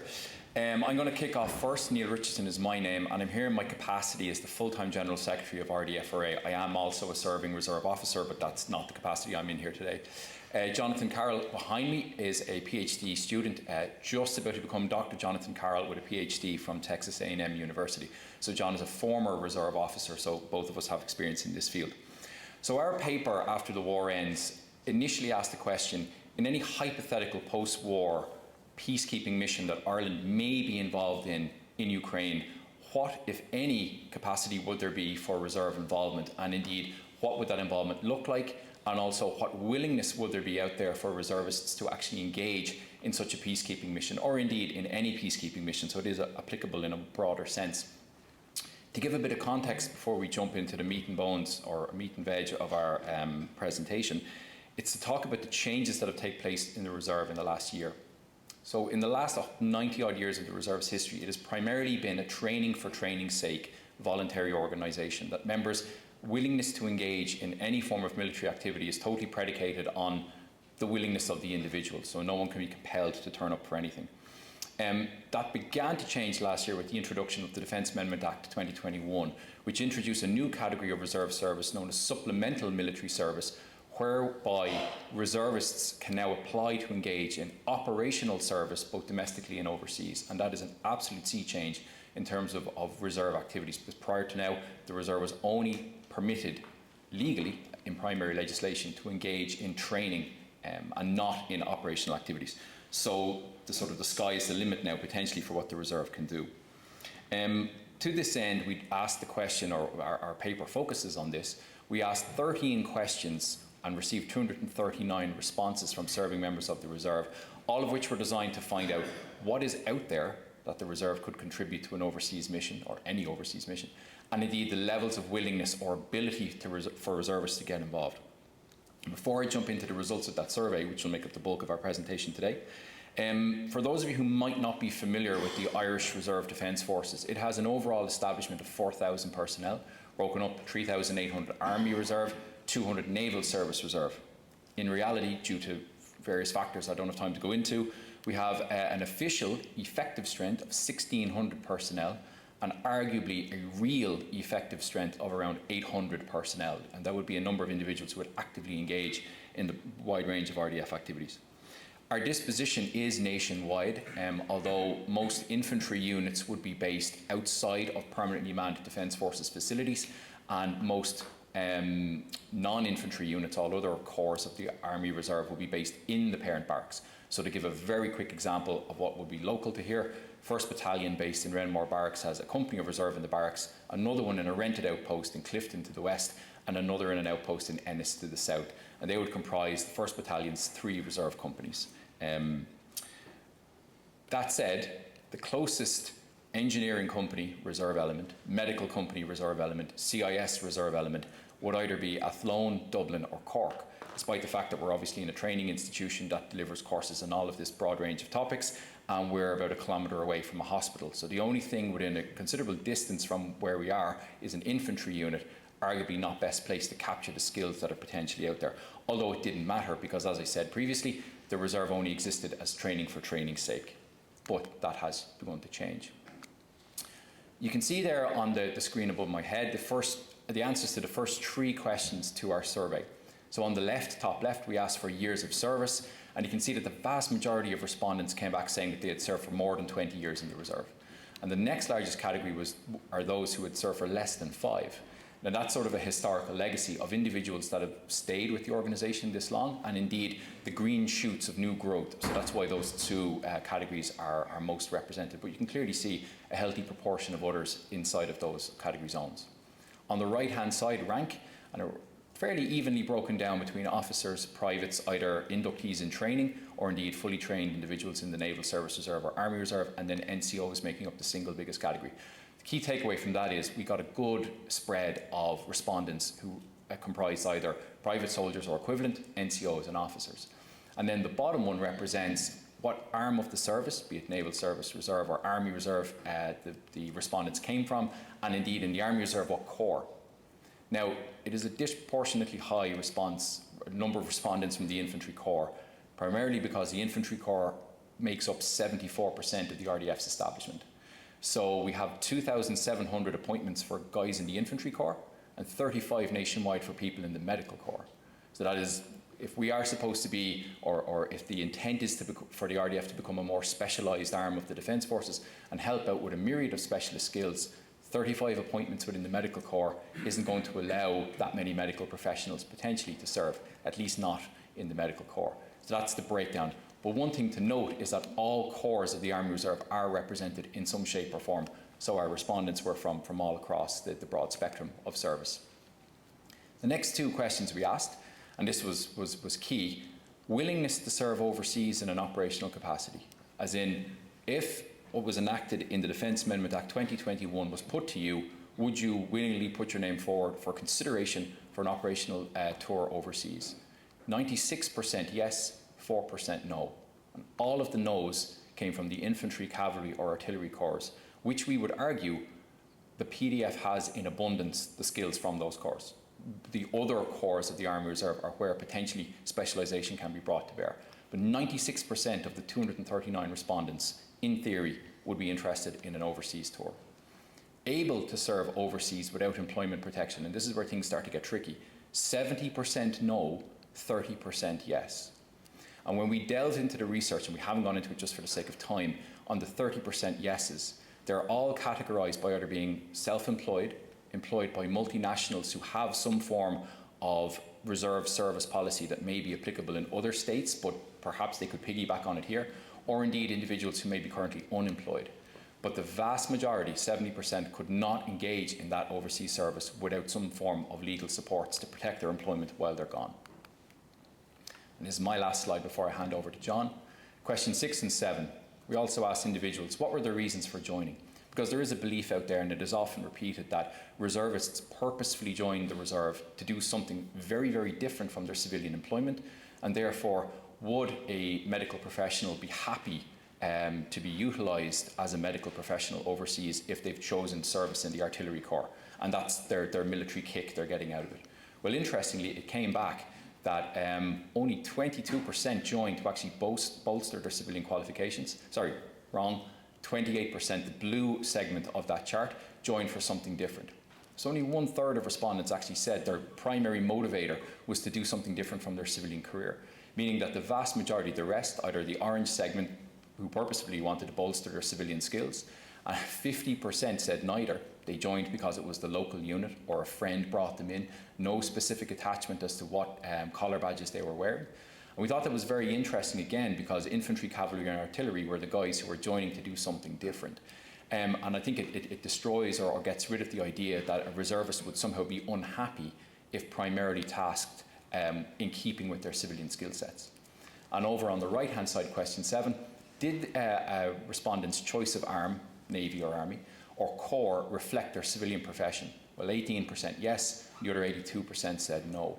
So the vast majority, and John will follow up on this, the vast majority of reservists who have particular skills that are applicable in an overseas environment are not serving in units currently where those skills could be best utilised. And on that, I'll hand over to John. Good afternoon, ladies and gentlemen. My name is Jonathan Carroll. I'm a military historian specialising in UN operations other than war based at Texas A&M University, and I've never felt happier to feel cold for seeing as how the past 4 years my usual days are 40-degree heat. But as Neil is discussing, one of the interesting things that we see with this survey of skill sets within the Reserve Defence Forces is that really the majority of respondents, despite what they're working in their civilian professionals, they didn't serve in corps that reflected this profession, all right? But when we asked the active members that we surveyed what they would prefer to do in a military context, would they prefer to be operationalized using their civilian skill sets or their military roles? Well, you can see the result here is the majority of reservists surveyed prefer to be operationalized based on their civilian professions, with 42% saying they would prefer to be operationalized in terms of their military role. And those who preferred to be operationalized in their military role came predominantly from the combat and combat support corps, so infantry, artillery, and cavalry. But then we drilled down on that 42% even further, and we asked them and said, look, even if you prefer to be used in your military role, would you still be willing to use your civilian skill sets? And 96% of those who had a military role preference still said yes. So overall, out of the 239 respondents, 98% said that they were willing to offer the Defence Forces their civilian skill sets, which is quite significant. But we're selling this to you and we're teasing it to you, but the question you're all probably asking is, what skills do they have to offer, if anything? And this is where we were very, very interested. And I apologise if the writing is a little bit small. But as Neil was mentioning, we got 239 respondents, and there are some issues with gauging the effectivity of reservists, which we don't have time to go into. But really, this survey represents about 20 to 25% of active reservists, depending on how you gauge effectivity. But the key skill sets that came out of this were, the largest you can see there, 41 respondents were engineers in civilian life. The next largest sectors were equally information technology, cybersecurity, or healthcare and medical professionals. So between those two cohorts and the engineers, that's nearly 91 respondents, a significant subset. But other valuable skill sets are represented here as well. Administration and management, human resources, legal, construction, tradecraft, transport, logistics. This is really a gamut of skills that could be of use to the Defence Forces. And there's two key takeaways that I'd kind of like to reinforce with this, is that oddly enough, the bulk of these skill sets were vested in reservists serving in the infantry corps. You can see here on the bottom right, only 8 respondents to the survey identified as being members of the engineering corps, yet 41 respondents work as engineers. Okay, 3 respondents from the medical corps, but 25 who work in the healthcare field outside of the military. So really this comes to force structure, and Neil pointed it out. The Army Reserve certainly has 2,700 billets for infantry and 35 for medical. Yet we are constantly bombarded with news articles that suggest the Defence Forces is short of engineers, CIS, medical professionals. But the Army Reserve is not structured to efficiently harness or even place civilian skill sets in the very areas that the Defence Forces is currently desiring in great numbers. But secondly, in terms of the survey sample, you know, we could have just gotten lucky. We could have gotten the right 239 reservists who kind of have the right professions that sound and look fantastic. But if this skill set and this professional spread is reflected by the other 70 or 80% of reservists out there, then really the Army Reserve is an untapped pool of civilian skill sets for the Defence Forces at a time where the Defence Forces is going through a retention crisis, especially in these skill set areas. So the Reserve has the potential, with support, obviously, and some sort of cross-pollination of skills, to fill in some of these shortfalls, but also increase operational capabilities for the Defence Forces overall. And this is really evident when we drill down on experience. So you can see on the left, the bulk of those reservists who respond to this are not new entrants to their careers. Nearly, the vast majority have been in their career professions for over 10 years. So they have gained significant experience, but also significant qualifications. 84% of those responding to the survey had acquired a third-level degree of some kind, with 35% having a master's or a PhD. And this is a significant pool of civilian qualifications. The Defence Forces prides itself when members attain such qualifications, even here in the University of Galway. So I was amazed to see that this level of civilian qualifications existed in the Reserve. So this has been really compelling for us to understand finally what the Army Reserve, or even, pardon me, the Naval Reserve, apologies to my naval colleagues, what it has to offer. And one of the key issues is that really one of the big surprises that we saw was this particular question. Because a key issue that we look at nowadays is that the permanent Defence Forces is largely, like almost all active duty militaries, is a hostage of the economy. Skilled personnel taking millions of euros to train and years to train them are, and often do, get attracted away from the Defence Forces by private sector salaries. And in some cases, even if pay and condition issues are tackled within the Defence Forces, the Defence Forces still cannot match some of the remuneration packages offered in the private sector. That's just a reality. But interestingly, when we asked serving reservists about remuneration in return for offering their skills to the Defence Forces, most of those surveyed said they would be satisfied if their pay was either based on their military rank, on their reserve rank, or a compromise between their rank salary and their civilian salary. Only 17% of those surveyed expected that if they contributed operationally with their civilian skills, that they would want their civilian salary matched, that's a significant, that was a surprise. And the takeaway here is that these key skill sets can be made available to the Defence Forces, in many cases for no more than the cost of reservists doing ordinary full-time training as it stands, or in the case of a compromise, still significantly less than the market rate for these skills in the private sector.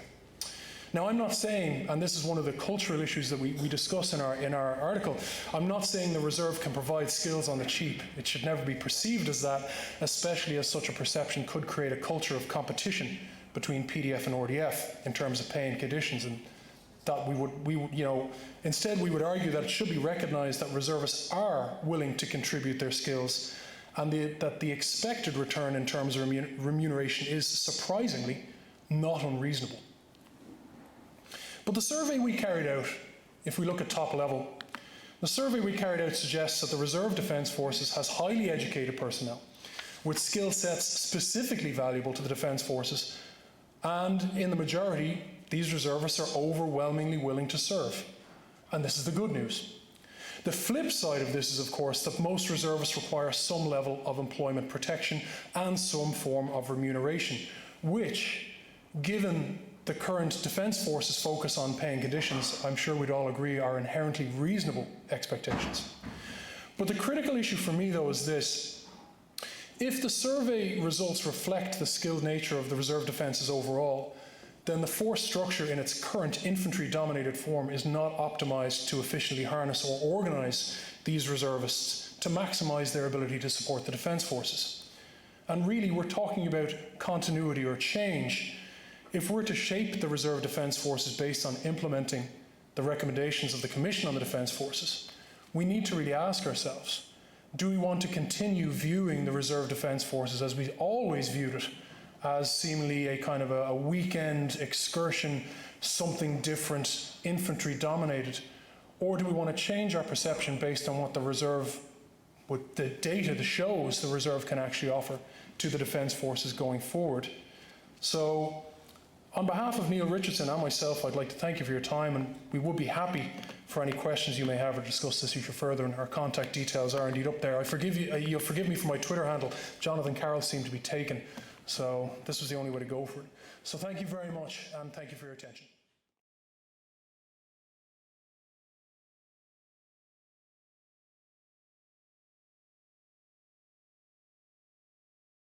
Good afternoon, sirs, ladies and gentlemen. As Dr. Flynn has mentioned, I have the onerous task of closing out today with the possibly what most people consider quite controversial subject, that of organisational culture. So I will put a caveat out to clarify what I am speaking about. This is about the underlying beliefs of the organisation, and this is not dealing with some of the more recent media-related commentary. This is about the fundamental underlying beliefs that the Defence Forces and the Defence Organisation has, and how I envisage we can address and respond to the recommendations of the Commission on Defence. So again, with that little caveat, again, it's quite obvious, I'm a serving officer, so these are my own personal opinions and do not reflect the opinions of the Defence Forces. The survey I've conducted, again, is predominantly focused on an analytical analysis and evaluation of both the current and desired organisational culture as perceived by the members of the organisation. And for reasons of availability, I focused specifically on naval service personnel for this particular paper. Reasons for that is, in my own previous research, there are a number of subcultural differences that exist between the various domains of the Defence Forces and with the civil service and defence organisation. And also, the survey was conducted at the same time that the cultural baseline study was occurring within the organisation. So, due to the availability of being able to a certain extent, brief the participants as to the difference between the paper is focused specifically on the naval service as an exemplar of the organisation as a whole. So again, one of the key recommendations I took out from the Commission of Defence Force report was that this concept of becoming a joint military force. It's an area I've researched myself before as part of my MA with the Command Staff course, looking at how we can transition to a joint military force. A number of challenges can evolve out of a move to such an organisation. A prime example is the Canadian Armed Forces, who transitioned to a joint structure in the 1950s. And due to a lack of awareness, a lack of cognizance of the subdomain cultures, experience and analysis since then have identified that that cultural transition was not a success, in that it imposed a joint structure on the subdomains without recognition of the particular subcultures that existed. And as a consequence, Canadian Armed Forces subsequently took a step back in recent times away from a joint military force, whereas they still have a joint military command structure, and they have reinitiated the kind of domain-specific cultural artefacts that existed, even down to such basics as the nature of the uniform that was worn by service personnel. So the context that we operate in is obviously the Defence Forces climate surveys in 2015 and 2016, and the Commission of Defence report. And such as the scope of change envisaged within the Commission's report is defined as a once-in-a-generation opportunity, and failure to understand the prevailing DF cultures and subcultures may significantly impede organisational change management. We must have a comprehensive and integrated picture of where the organisation stands at present, referring to the current situation and culture and where the organisation wants to be, its desired state, as espoused by its membership, not by the Commission's report itself. One of the primary reasons cited for failure of organisational change management is neglect of organisational culture. To change culture, one cannot simply do so by addressing the artefacts or the nature of the uniforms, or even the espoused beliefs. We must have to examine the underlying beliefs, the foundation upon which the military culture is based. There's a requirement to increase innovation and efficiency, as identified in the Commission's report, and the follow-on from that is the hope that employees will perform better and develop understanding as a consequence thereof. However, employees will work against a change initiative if they feel they've no stake in the process. They do not necessarily want to take on additional work or modified work associated with that change, either due to an inherent reluctance to or fear of the new skill sets that we require, or even just to step away from the status quo, the culture that they have developed within. And failure to recognise that is just a recipe for disaster. The organisational culture, as currently experienced, provides stability, consistency and meaning to its members, and any threat to that status quo will meet resistance to the change agent, be it internal or external. And change for an organisation is arduous by its very nature, but military organisations are particularly difficult to change as they're optimised to perform established tasks, uniformity and regularity. So, in my paper, there's a number of topologies as referred to examine culture, and one I've particularly drawn out on is what's called the competing values framework. This is a very effective tool to get a very quick snapshot to determine the culture of an organisation, whilst eliminating internal biases. Because there's always this debate when we look at culture and you're assessing culture. There's a risk of someone external coming in and really only getting an appreciation of the artefacts and not the underlying beliefs. But if someone internal to the organisation conducts this evaluation, there's a question, do they bring their own biases, be it at the organisational level or the subcultural level? So this competing values framework is a very analytical approach and basically defines the culture between, it's kind of difficult to read there, so I do apologise, but at the top there you have the flexibility that's inherent within the organisation, towards the bottom control, and to the left is internally focused and externally focused. And this then falls into four main cultural types. The clan-based, which is very based on esprit de corps, adhocracy, which is very kind of innovative, market, which is very externally orientated but under a lot of control, and a hierarchical organisation. And these terms are recognised within organisational cultural doctrine. So I haven't just picked these out off the top of my head. These are internationally recognised terms. So what is the effect on military culture? An organisation rarely has a single type of culture, but rather a mix with one more dominant than the others.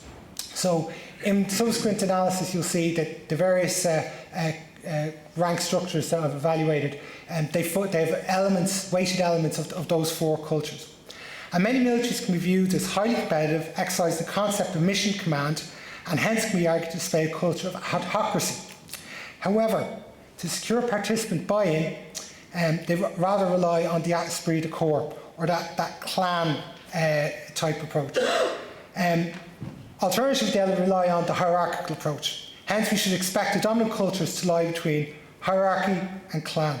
And this distinction is important, because studies have shown that cultures that demonstrate predominant adhocracy, market or clan cultures have a positive effect on organisational innovation, whilst hierarchical has no positive nor negative effect, as members in such organisations typically lack sufficient autonomy with a centralised structure, inhibiting members from tackling things from a new perspective and denied the opportunity to learn new things.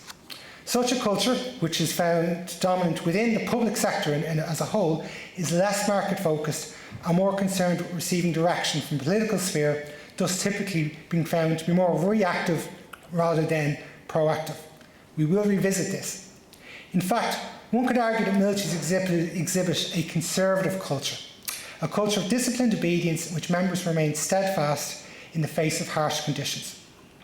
By constant reinforcement of their links to the past, through ceremony and tradition, emphasising the uniqueness of the military community and creating a sense of collective identities.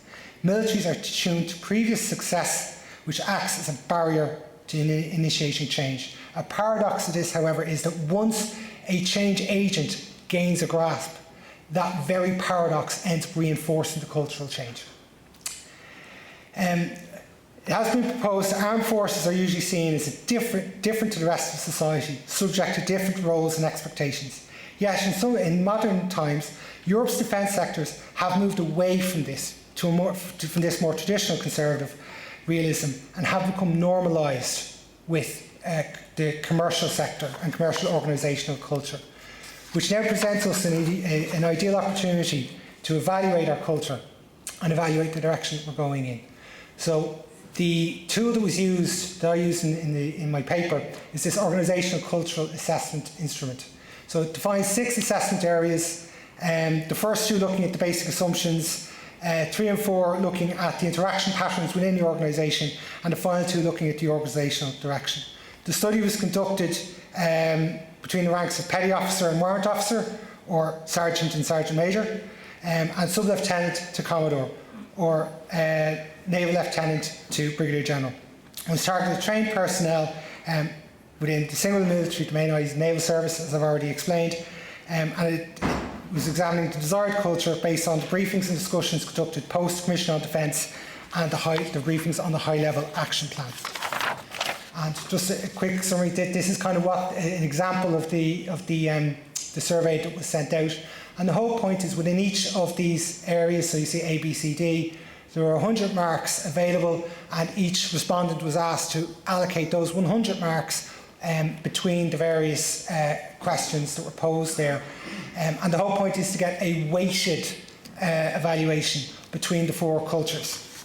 You then examine the 6 domain areas, which, although I don't mention in this brief, is used as a quality check to ensure consistency within the survey. So the overall results, a point to note, a 10-point difference in any particular cultural domain is considered significant and is considered a potential barrier to organisational change. So recall, we've already highlighted that the public sector culture is normally dominant by a hierarchical culture. However, the results obtained would indicate that the survey participants believed that previously the Defence Forces has been too externally focused, and that a period of inward focus upon member participation and shared values and goals is required, with only a marginal increase in organisational flexibility. That conclusion, I think, to a certain extent, a surprise when I fed it back to a number of respondents. It wasn't what was kind of being espoused within the internal conversations about the direction that the Defence Forces were going or where they were coming from. So quite an interesting conclusion in that regard. Breaking it down specific to rank, on the left there you see perceived culture. The green is, it's kind of hard to read there, is commander to commodore. The red is sub-lieutenant to lieutenant commander, and the blue would be the NCOs. Significant there is on the right you see the desired culture. There's a lot of alignment within that. There's a congruent vision as to the direction the Defence Forces is going as a response to the Commission on Defence. What is of note is where we perceive we are now. A slight caveat, you see there's quite a high reading there in terms of a clan or that kind of esprit de corps type culture for senior officers. That is not that unusual within an organisation based on senior management typically having a somewhat diluted interpretation of organisational culture at the coalface. It's not unexpected, however, there's a slightly larger level of it than would be the norm when compared to a non-military organisation. When we look at the rank breakdown, again, starting from the left, senior officer down, it gives more detailed breakdown to perceived and desired cultures for the naval service. Whilst there appears to be a common desired culture, the perception of the starting point does vary. While NCOs and middle management appear to have a common perceived cultural image, that of senior management indicates the perception that a higher level of shared values, goals, and shared space exists. The risk associated with this is that whilst everyone has an agreed cultural vision, how we collectively get there may enjoy less consensus, risking frustration and ultimately possible failure. And again, we have to bear in mind that the leaders are what will define the future culture. We are in the ironic situation with organisational cultural change management, that those who are in a position to have agency to initiate cultural change are very rarely those that are affected by cultural change, which tends to have to be intergenerational. So we're looking at a period of 10, 15, 20 years. So that gap that exists between senior leadership and the remainder of the organisation does pose a question internally that we have to reflect upon. So in summary, the desired organisational culture is congruent. There is a common vision. There's a shared vision that is more internally focused, and by internally focused that does not mean that we are neglecting mission operations. It's merely saying that there's a perception that to a certain extent the elastic has been stretched in too many directions. And we need to have a coherent understanding of where we are now and where we're going to, with a margin higher level of flexibility, or that mission command. Care is required to define the change management pathway, both in terms of ownership and acceptance. And the question can be posed, what does this mean for the Defence Force Organisation's ambitions for change and jointness? How realistic is the path of change, and what resistance may be encountered en route? Within the Naval Service, some divergence is already evident in terms of perceived culture. How evident that will be within the land, air and civil domains remains to be answered. Can we arrive at a robust consensus as to the future direction of the Defence Organisation towards a more capable and joint force envisaged by the Commission on Defence Forces? What my paper intends to do is basically pose the question and start the conversation. In reality, the survey I've conducted is only the very first steps that are required in organisational change management, in terms of understanding where we are and where we're going, where we perceive we are going to. The next step will be to drill down again. The tools used are very much at that very quick snapshot that can be conducted through an online survey. There's more analysis that's required that could be teased out, both in terms of where we are and where we're going to, which will then hopefully answer the questions I've posed at that point. I will welcome questions when the opportunity arises. Thank you. Thank you. So we've been absolutely delighted to have you here. Working with my two colleagues from the Defence Forces has been a privilege and no chore. And so we just want to emphasise how much we value the attendance of the Chief of Staff and lots of other members of the General Staff as well, how much we value the attendance of people from the department. That's hugely respected. You're part of the Defence family, the Defence organisation, as the phrase is, right? So we hope we will be able to continue this collaboration in multiple ways, through our teaching, through our research and through our civic engagement. So on behalf of University of Galway, we keep changing our name, but on behalf of Unscoil na Gaillimhe, it hasn't changed that much in Irish, we just want to give you, real sincere thanks from us. We really appreciate your time, your energy, your skills, your smarts, what you brought to it. We're very, very grateful. Thank you so much. Thank you.